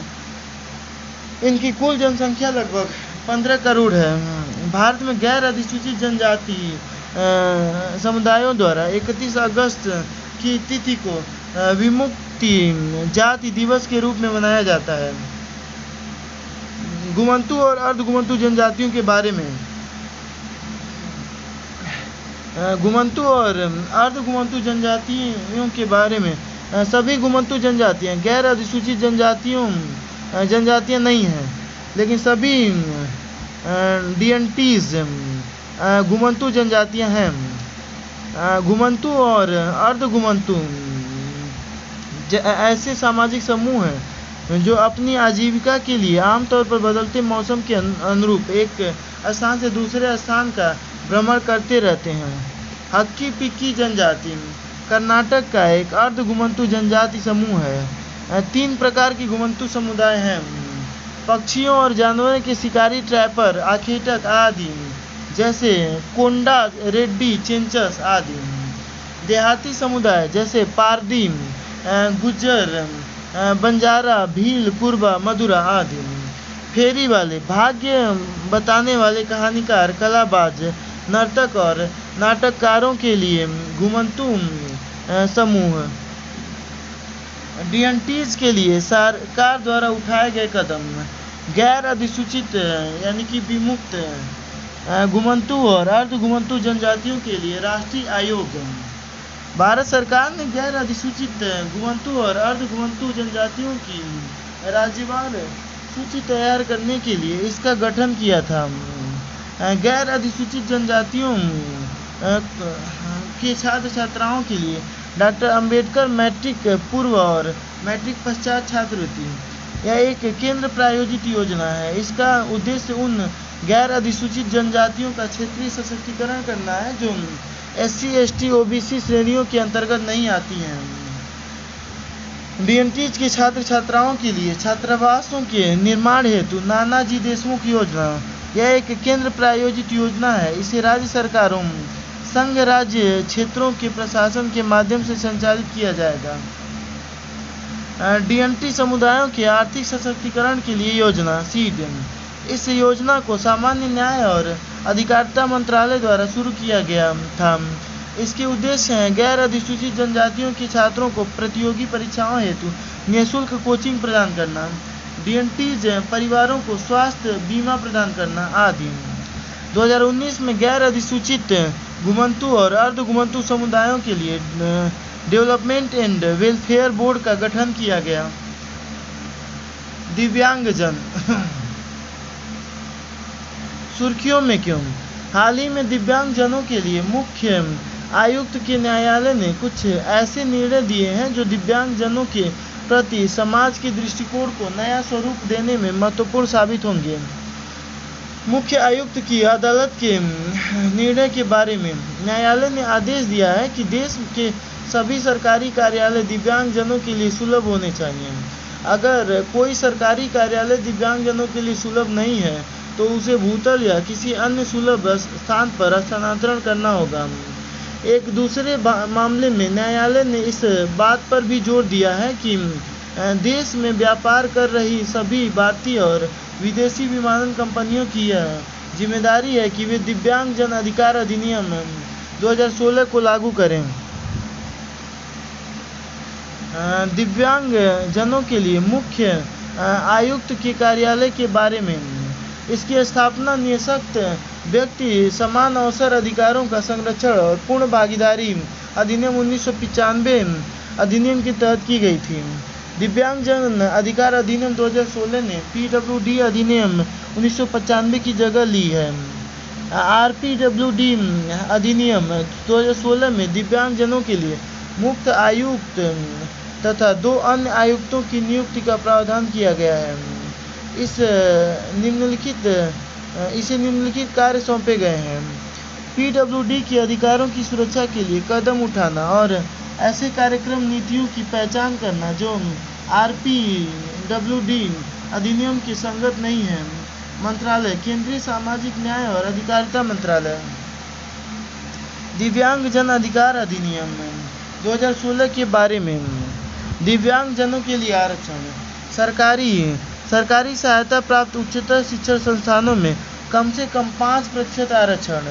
सरकारी नौकरी में कम से कम 4% आरक्षण। यह आरक्षण पुलिस बल के लिए लागू नहीं है। भारतीय पुलिस, RAF, CAPF, दिल्ली और अन्य केंद्र शासित प्रदेशों की पुलिस के लिए 21 प्रकार की दिव्यांगताओं की पहचान की गई है। इसमें मानसिक विकलांगता, एसिड अटैक पीड़ित आदि शामिल हैं। बेंचमार्क दिव्यांगता वाले बच्चों के लिए निःशुल्क शिक्षा। 6 से 18 वर्ष की आयु के बीच बेंचमार्क दिव्यांगता वाले प्रत्येक बच्चे को अपनी पसंद के पड़ोस के स्कूल या किसी विशेष स्कूल में निःशुल्क शिक्षा का अधिकार दिया गया है। कम से कम 40% दिव्यांगता वाले व्यक्ति को बेंचमार्क दिव्यांगता वाले व्यक्ति की श्रेणी में रखा गया है।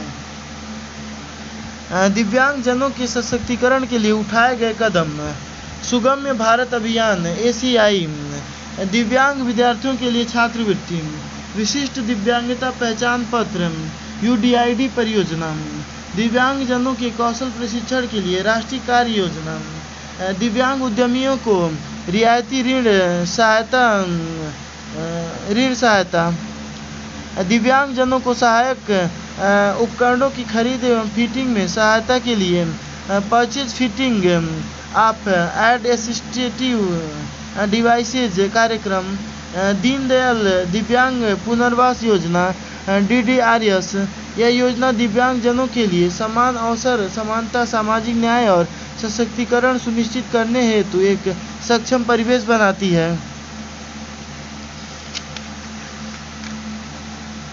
दिव्यांगता पर केंद्रीय और राज्य सलाहकार बोर्ड के माध्यम से निर्णय लेने की प्रक्रिया में दिव्यांगजनों की भागीदारी सुनिश्चित की गई है।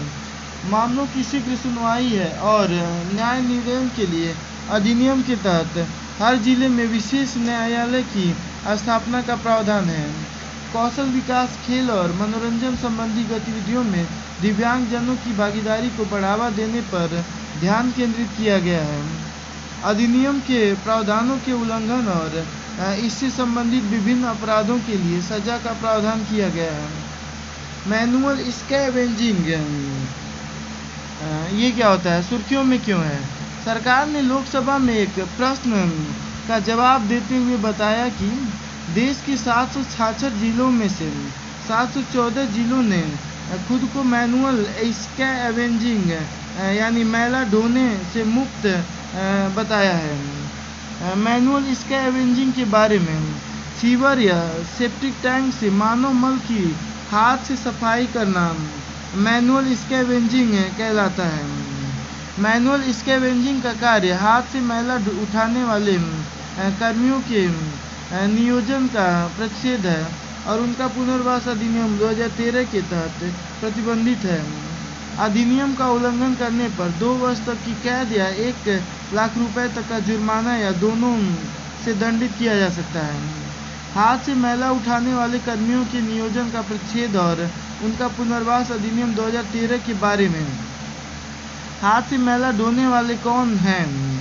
अस्वच्छ शौचालय, खुली नाली या गटर एवं सीवर या रेलवे पटरी से मानव मल को हटाने उठाने हेतु रोजगार पर रखे जाने वाले किसी भी व्यक्ति को इस कानून के तहत हाथ से मैला ढोने वाले व्यक्ति के रूप में परिभाषित किया गया है। कोई भी ऐसे व्यक्ति को नियमित या कॉन्ट्रैक्ट के आधार पर रोजगार पर नहीं रख सकता है। अपवाद, मानव मल को साफ करने के लिए रोजगार पर रखा गया कोई भी व्यक्ति जो उपयुक्त सुरक्षात्मक यंत्रों और उपकरणों की मदद से ऐसे कार्य को संपन्न करता है तो वह इस कानून के तहत हाथ से मैला ढोने वाला नहीं माना जाएगा। सफाई कर्मचारी कहलाने वाले लोगों के एक अन्य समूह को भी कभी कभी हाथ से मैला ढोने वालों के रूप में रेखांकित किया जाता है।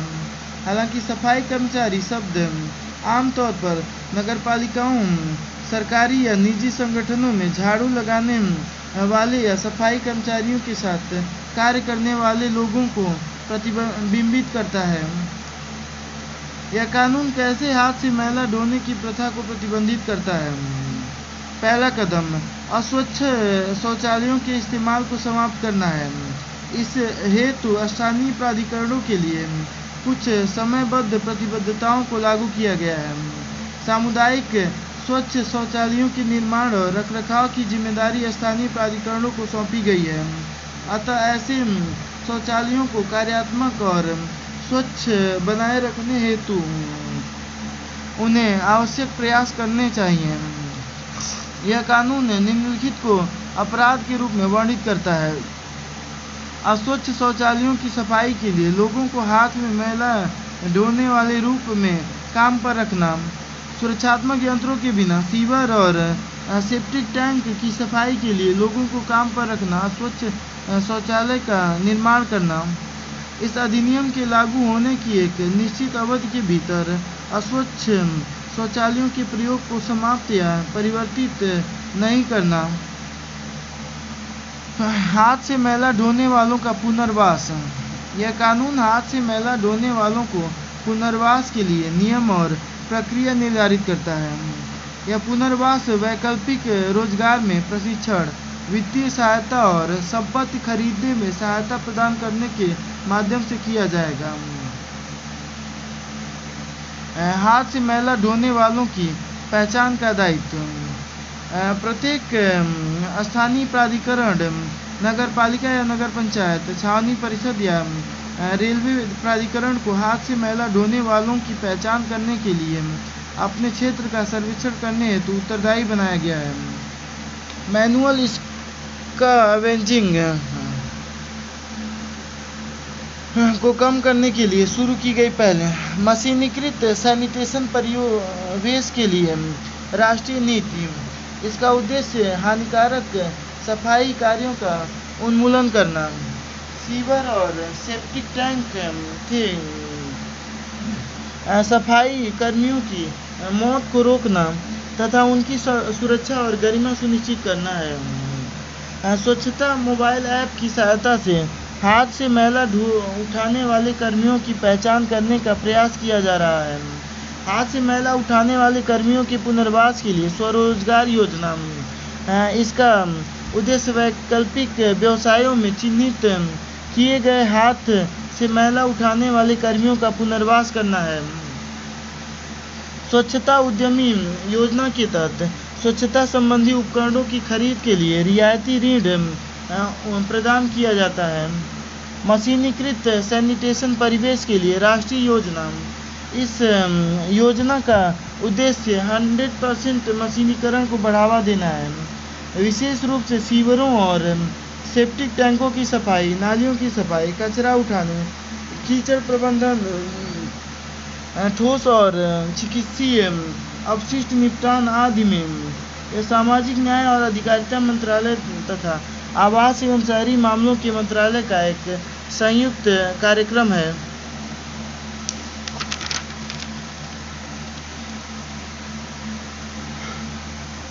शिक्षा से जुड़े जितने भी आर्टिकल होंगे अब यहाँ हम लोग उनको पढ़ने वाले हैं। अनुसंधान नेशनल रिसर्च फाउंडेशन NRF अधिनियम 2023 सुर्खियों में क्यों? संसद में अनुसंधान नेशनल रिसर्च फाउंडेशन NRF अधिनियम 2023 पारित किया गया है।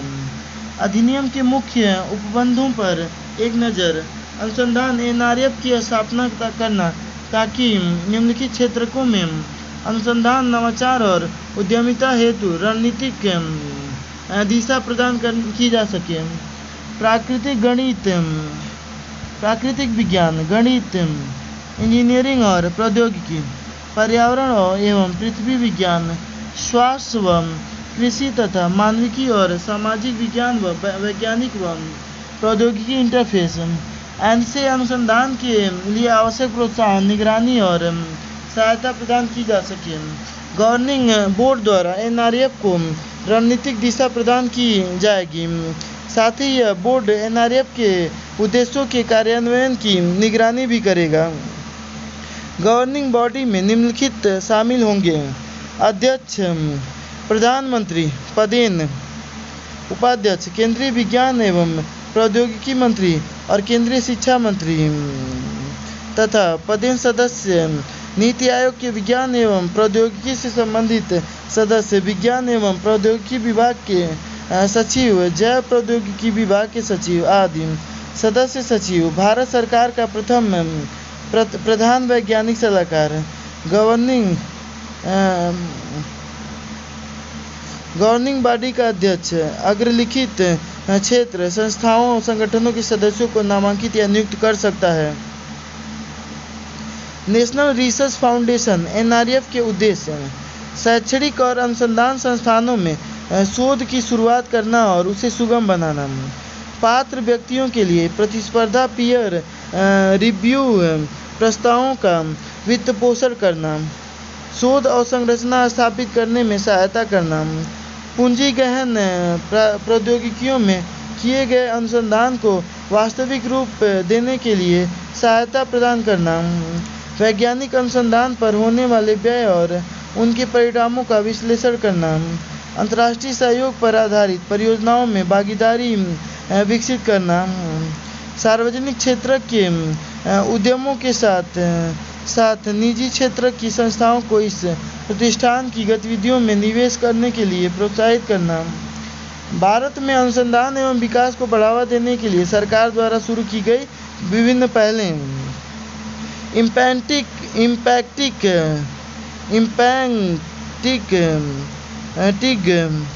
Research innovation and technology India, imprint India अपनी तरह की पहली पहल है। यह IITs और IISCs का संयुक्त प्रयास है। इसका उद्देश्य अनुसंधान परियोजनाओं के लिए सार्वजनिक निजी क्षेत्र के सहयोग में वित्त पोषण करना है। विज्ञान एवं प्रौद्योगिकी और संरचना सुधार निधि स्कीम में इसका मुख्य कार्य अनुसंधान एवं विकास प्रौद्योगिकी को बढ़ावा देने के लिए अवसंरचनाएं तथा अन्य सुविधाएं प्रदान करना है। विश्वविद्यालयों में अनुसंधान और वैज्ञानिक उत्कृष्टता को बढ़ावा देना। यह भारतीय विश्वविद्यालयों की शोध क्षमता को मजबूत करने के लिए विज्ञान एवं प्रौद्योगिकी विभाग की एक पहल है। सर्व पावर, यह योजना भारतीय शैक्षणिक संस्थानों में विभिन्न S&T कार्यक्रमों के भीतर विज्ञान और इंजीनियरिंग शोध के वित्त पोषण में लैंगिक असमानता को कम करने पर केंद्रित है। राष्ट्रीय अनुसंधान फाउंडेशन, यह भारत में अनुसंधान एवं विकास की संस्कृति को बढ़ावा देने पर केंद्रित है।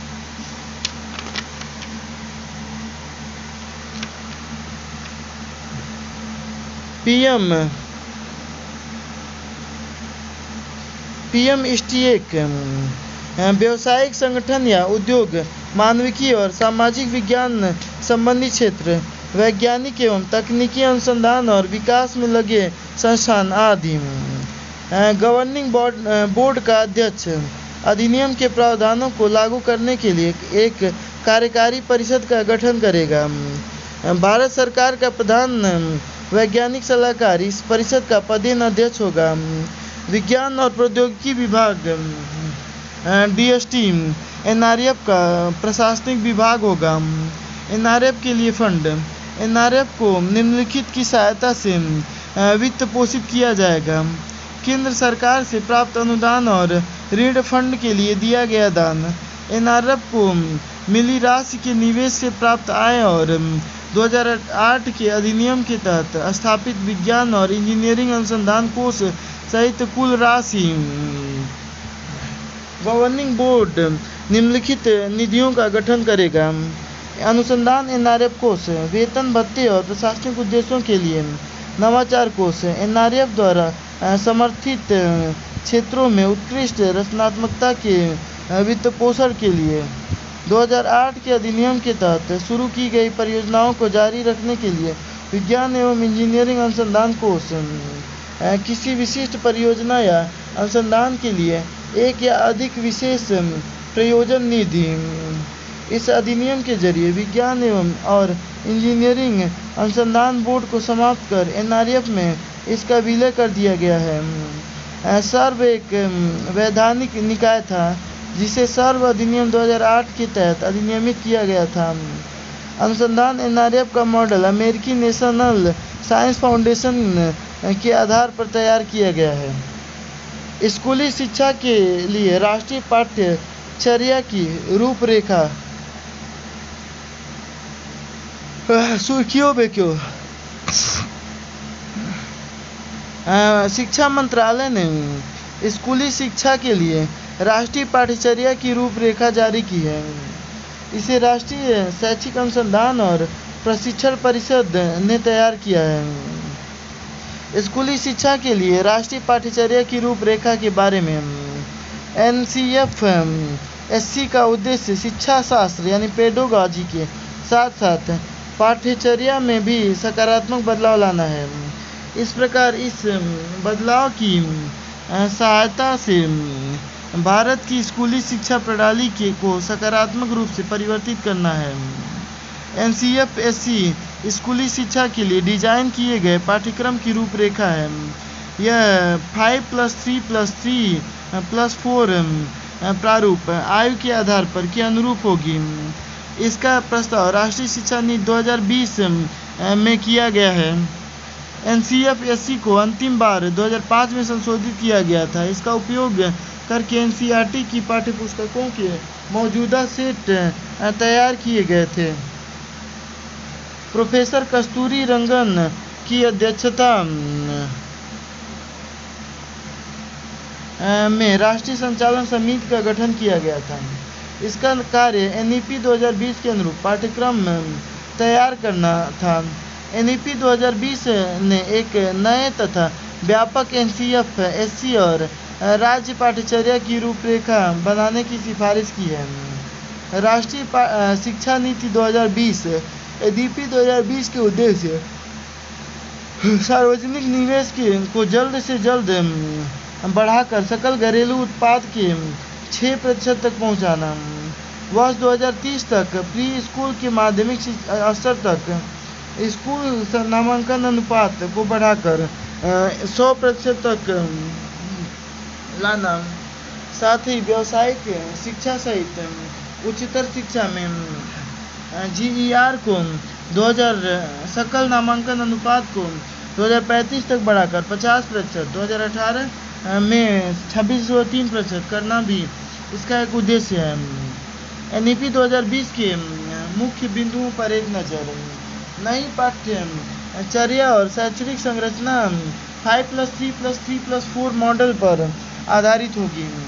प्री प्राइमरी स्कूल में से 12वीं कक्षा तक स्कूली शिक्षा के सभी स्तरों पर सार्वभौमिक पहुंच सुनिश्चित करना। एक राष्ट्रीय आकलन केंद्र परख की स्थापना की जाएगी। वंचित क्षेत्रों और समूहों के लिए एक अलग लैंगिक समावेशन निधि तथा विशेष शिक्षा क्षेत्र बनाना। NCF-SC के मुख्य बिंदुओं पर एक नज़र। पाठ्यचर्या की रूपरेखा। NCF-SC ने इसे 4 चरणों वाली वर्तमान स्कूली शिक्षा संरचना के स्थान पर स्कूली शिक्षा के लिए 5+3+3+4 प्रारूप में डिजाइन किया है।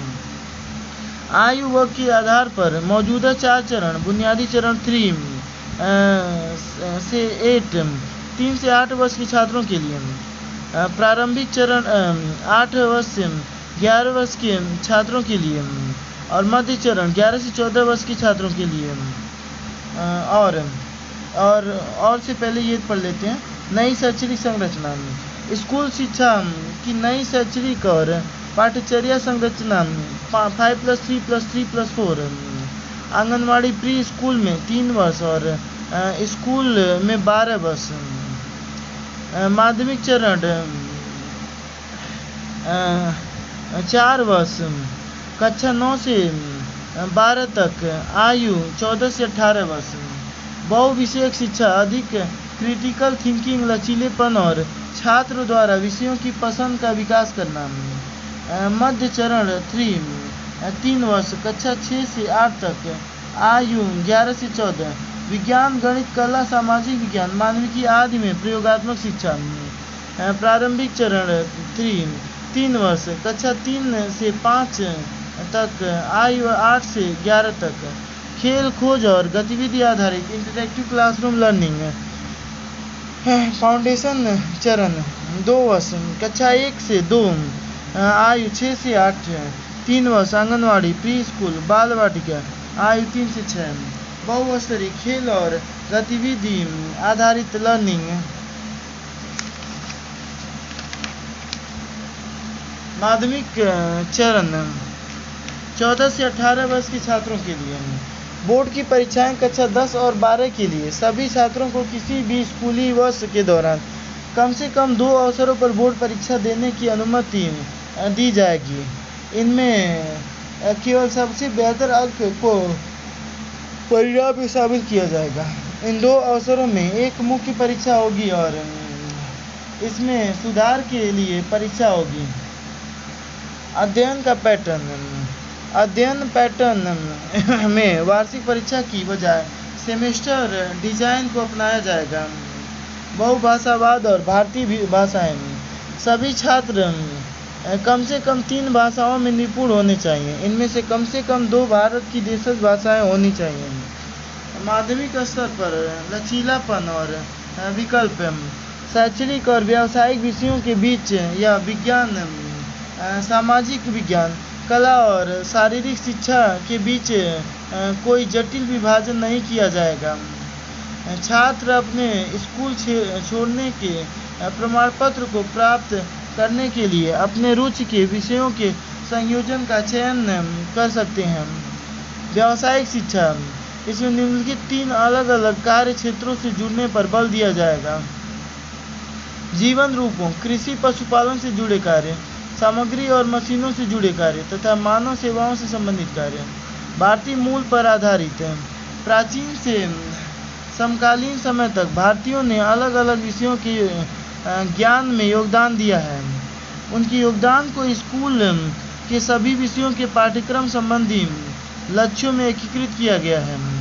वैज्ञानिक जांच संबंधी क्षमताएं, विज्ञान संबंधी शिक्षा, मौलिक सिद्धांतों, नियमों आदि के ज्ञान की प्राप्ति के साथ वैज्ञानिक जांच की क्षमताओं को बढ़ाने पर भी ध्यान केंद्रित करती है।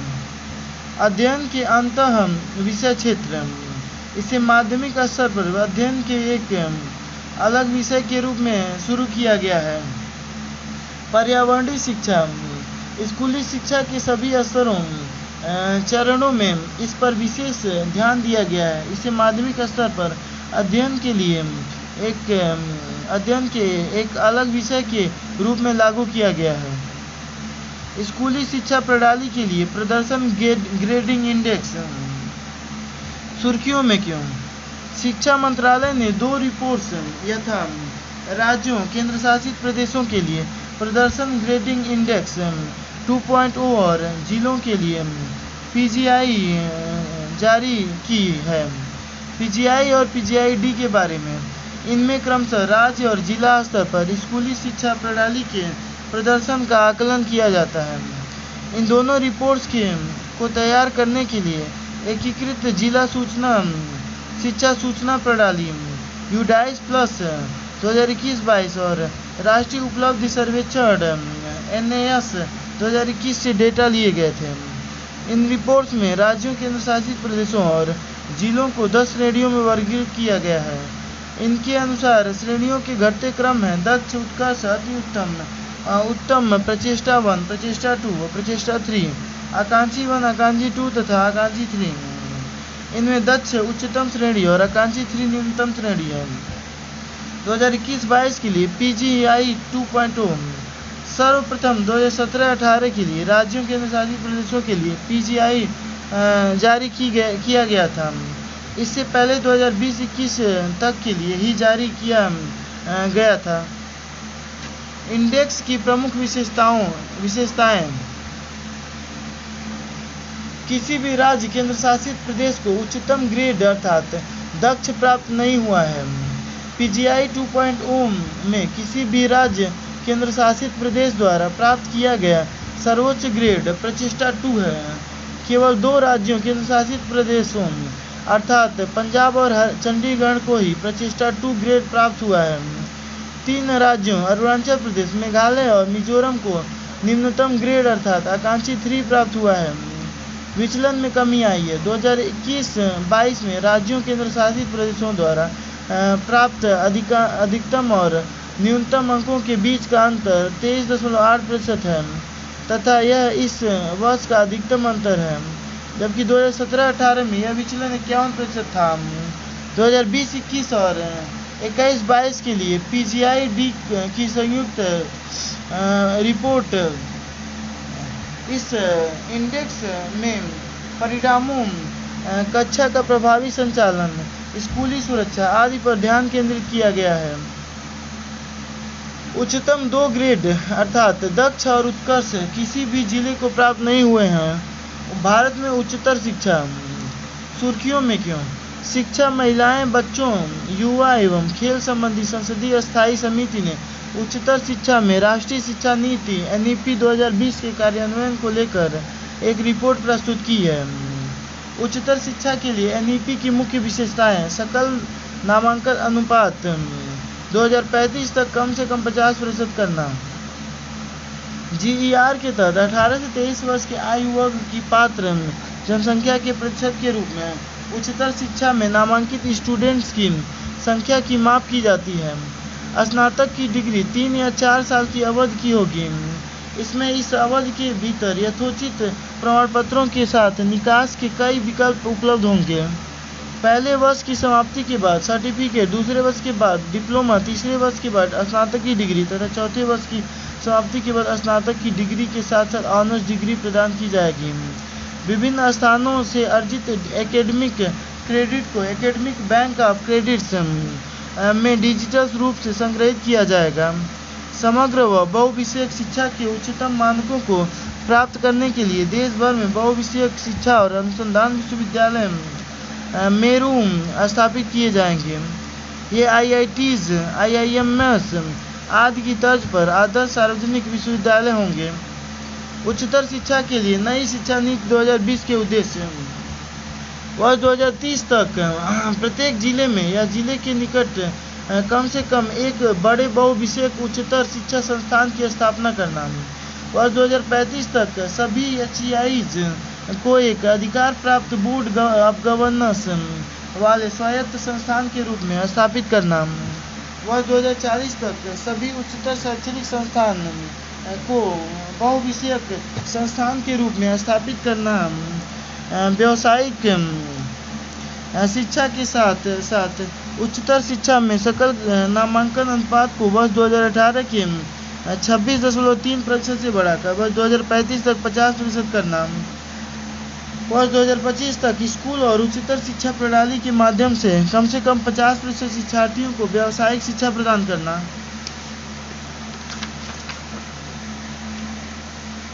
नेशनल रिसर्च फाउंडेशन पूरे देश के अनुसंधान और नवाचार को बढ़ाने एवं प्रसारित करने का कार्य करेगा। संस्थागत सहयोग के जरिए शिक्षा का अंतर्राष्ट्रीयकरण किया जा रहा है। साथ ही विश्व के शीर्ष विश्वविद्यालयों को भारत में अपने कैंपस स्थापित करने की अनुमति दी गई है। राष्ट्रीय शैक्षिक प्रौद्योगिकी फोरम की स्थापना की जाएगी। यह एक ऐसे मंच के रूप में कार्य करेगा जहां प्रौद्योगिकी के उपयोग पर विचारों का स्वतंत्र आदान प्रदान किया जाएगा। इससे स्कूलों और उच्चतर शिक्षा दोनों के लिए शिक्षण, मूल्यांकन और प्रशासन को बेहतर बनाया जा सकेगा। भारत में उच्चतर शिक्षा की स्थिति: 18 से 23 वर्ष आयु वर्ग के लिए उच्चतर शिक्षा में GER 2020-21 में 27.3% था, जो 2021-22 में बढ़कर 28.4% हो गया।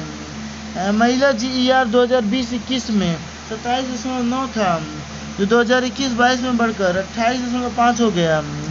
वर्ल्ड यूनिवर्सिटी रैंकिंग 2024, यह रैंकिंग टाइम्स हायर एजुकेशन द्वारा जारी की जाती है। वर्ष 2024 की रैंकिंग में 108 देशों के 1904 विश्वविद्यालयों को शामिल किया गया है। लगभग 91 भारतीय विश्वविद्यालय को इस सूची में जगह मिली है। वर्ष 2023 की रैंकिंग में इस सूची में 75 भारतीय विश्वविद्यालय शामिल थे। ऑक्सफोर्ड विश्वविद्यालय यूनाइटेड किंगडम को दुनिया के सर्वश्रेष्ठ विश्वविद्यालय के रूप में सूचीबद्ध किया गया है। भारतीय विज्ञान संस्थान IIScs बेंगलुरु को 201 से 250 रैंक वाले संस्थानों के ब्रैकेट में रखा गया है। यह भारतीय विश्वविद्यालयों की सूची में सबसे ऊपर है। 4 भारतीय विश्वविद्यालयों को 501 से 600 रैंक के ब्रैकेट में रखा गया है। इनमें शामिल है अन्ना विश्वविद्यालय, जामिया मिलिया इस्लामिया, महात्मा गांधी विश्वविद्यालय और सुलीना विश्वविद्यालय। वर्ष 2024 की रैंकिंग में भारत चौथा सर्वाधिक प्रतिनिधित्व करने वाला देश बन गया है। वर्ष 2023 में भारत को इस श्रेणी में 6ठा स्थान था। अन्य वैश्विक ranking: global 2000 report 2023, centre for world university ranking ने वर्ष 2023 के लिए ग्लोबल 2000 रिपोर्ट जारी की है। इस रिपोर्ट में दुनिया भर के 2000 से अधिक विश्वविद्यालयों को रैंक प्रदान की गई है। विश्वविद्यालयों की रैंकिंग 4 कारणों पर आधारित है: शिक्षा की गुणवत्ता 25%, नियोजन क्षमता 25%, फैकल्टी की गुणवत्ता 10% और अनुसंधान में प्रदर्शन 40%। भारत का प्रदर्शन: इस रैंकिंग में भारत के 64 विश्वविद्यालय शामिल हैं। क्यूएस वर्ल्ड यूनिवर्सिटी रैंकिंग 2024, यह रैंकिंग क्वाकफेरेली साइमंस द्वारा जारी की जाती है। यह रैंकिंग कुछ संकेतकों के आधार पर प्रदान की जाती है, जिसमें अकादमिक प्रतिष्ठा, नियोक्ताओं के बीच प्रतिष्ठा और फैकल्टी की ओर से रिसर्च को ध्यान में रखा जाता है। इसमें आईआईटी बॉम्बे को 149वां स्थान मिला है। डीम्ड टू बी यूनिवर्सिटी, सुर्खियों में क्यों? केंद्रीय शिक्षा मंत्रालय ने UGC institution deemed to be university विनियमन 2023 जारी किए हैं। अन्य संबंधित तथ्य: नए विनियम UGC institution deemed to be university विनियम 2019 के स्थान पर जारी किए गए हैं। ये विनियम विश्वविद्यालयों को गुणवत्ता और उत्कृष्टता पर ध्यान केंद्रित करने, अनुसंधान प्रणाली को मजबूत करने और उच्चतर शिक्षा परिदृश्य में बदलाव लाने के लिए प्रोत्साहित करेंगे। नए विनियम की मुख्य विशेषताएं: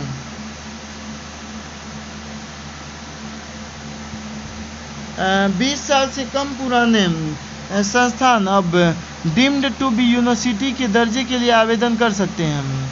इससे पहले 2019 के विनियम के तहत केवल वही उच्चतर शिक्षण संस्थान डीम्ड टू बी यूनिवर्सिटी का दर्जा प्राप्त करने के लिए आवेदन कर सकते थे जो कम से कम 20 वर्षों से अधिक समय से संचालन में थे।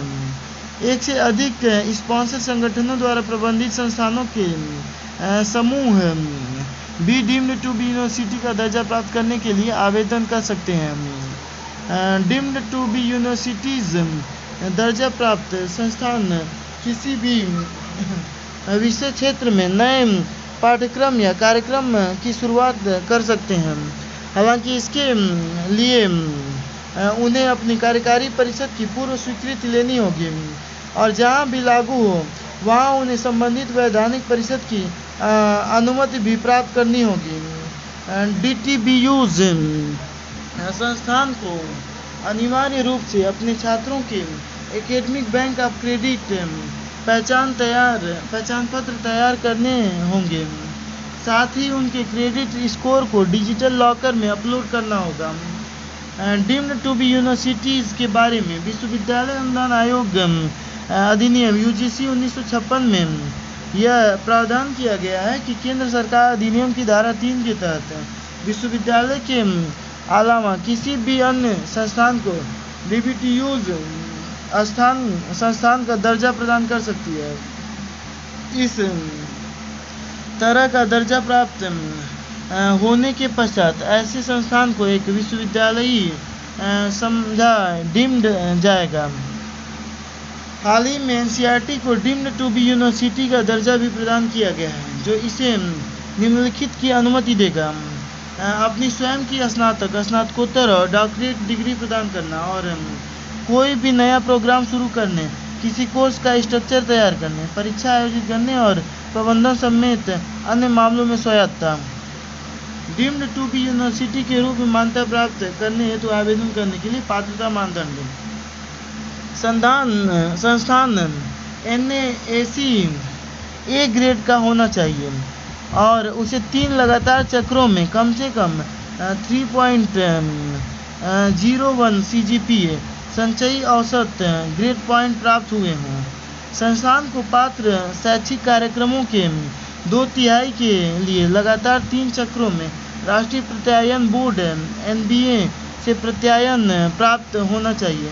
संस्थान को पिछले 3 वर्षों से लगातार national institutional ranking framework NIRF की किसी भी विशिष्ट श्रेणी की शीर्ष 50 रैंक में शामिल होना चाहिए।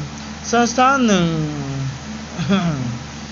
को पिछले 3 वर्षों से लगातार NIRF की समग्र रैंकिंग में शीर्ष 100 संस्थानों में शामिल होना चाहिए। भारत में विदेशी उच्चतर शिक्षा संस्थानों का विनियमन: सुर्खियों में क्यों?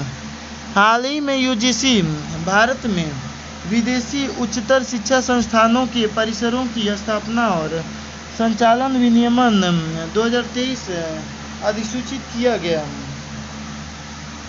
यूजीसी ने भारत में विदेशी उच्चतर शिक्षा संस्थानों को अपने कैंपस स्थापित करने की अनुमति के लिए इन विनियमों को अधिसूचित किया है। ये विनियम राष्ट्रीय शिक्षा नीति 2020 के अनुरूप है। इन विनियमों के मुख्य प्रावधान निम्नलिखित हैं। मंजूरी लेना। FHEIs को भारत में अपने परिसरों की स्थापना करने और शैक्षिक प्रोग्राम शुरू करने तथा किसी पाठ्यक्रम या शैक्षिक प्रोग्राम को बंद करने से पहले यूजीसी की मंजूरी लेनी होगी।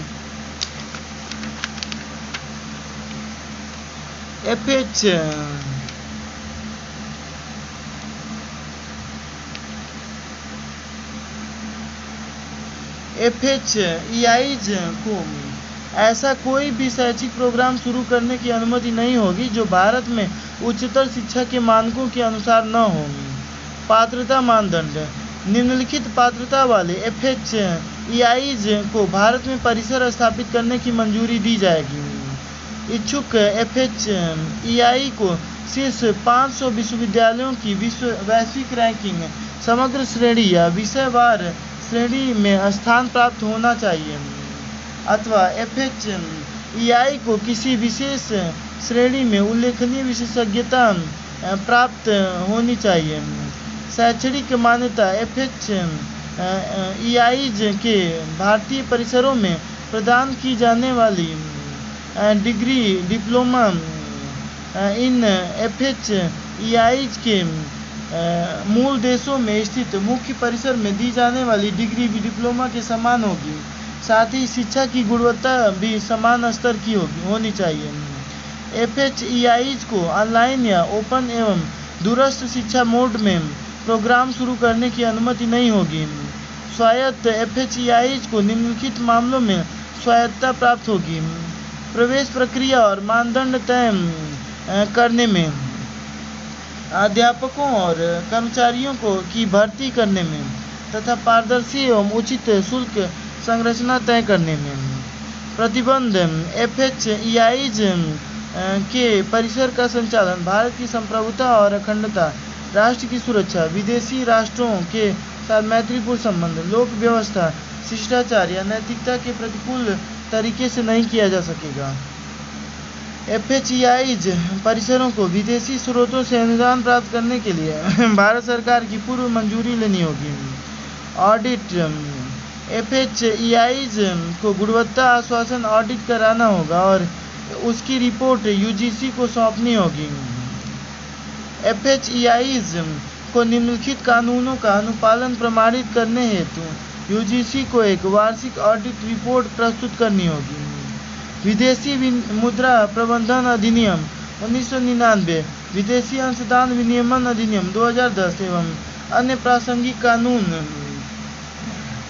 FHEIs के लाभ। महत्व। गुणवत्तापूर्ण शिक्षा तक पहुंच में वृद्धि, भारत से विदेशी मुद्रा के बहिर्वाह में कमी, भारत में अनुसंधान संबंधी अवसरों में सुधार, प्रतिभा पलायन में कमी आएगी।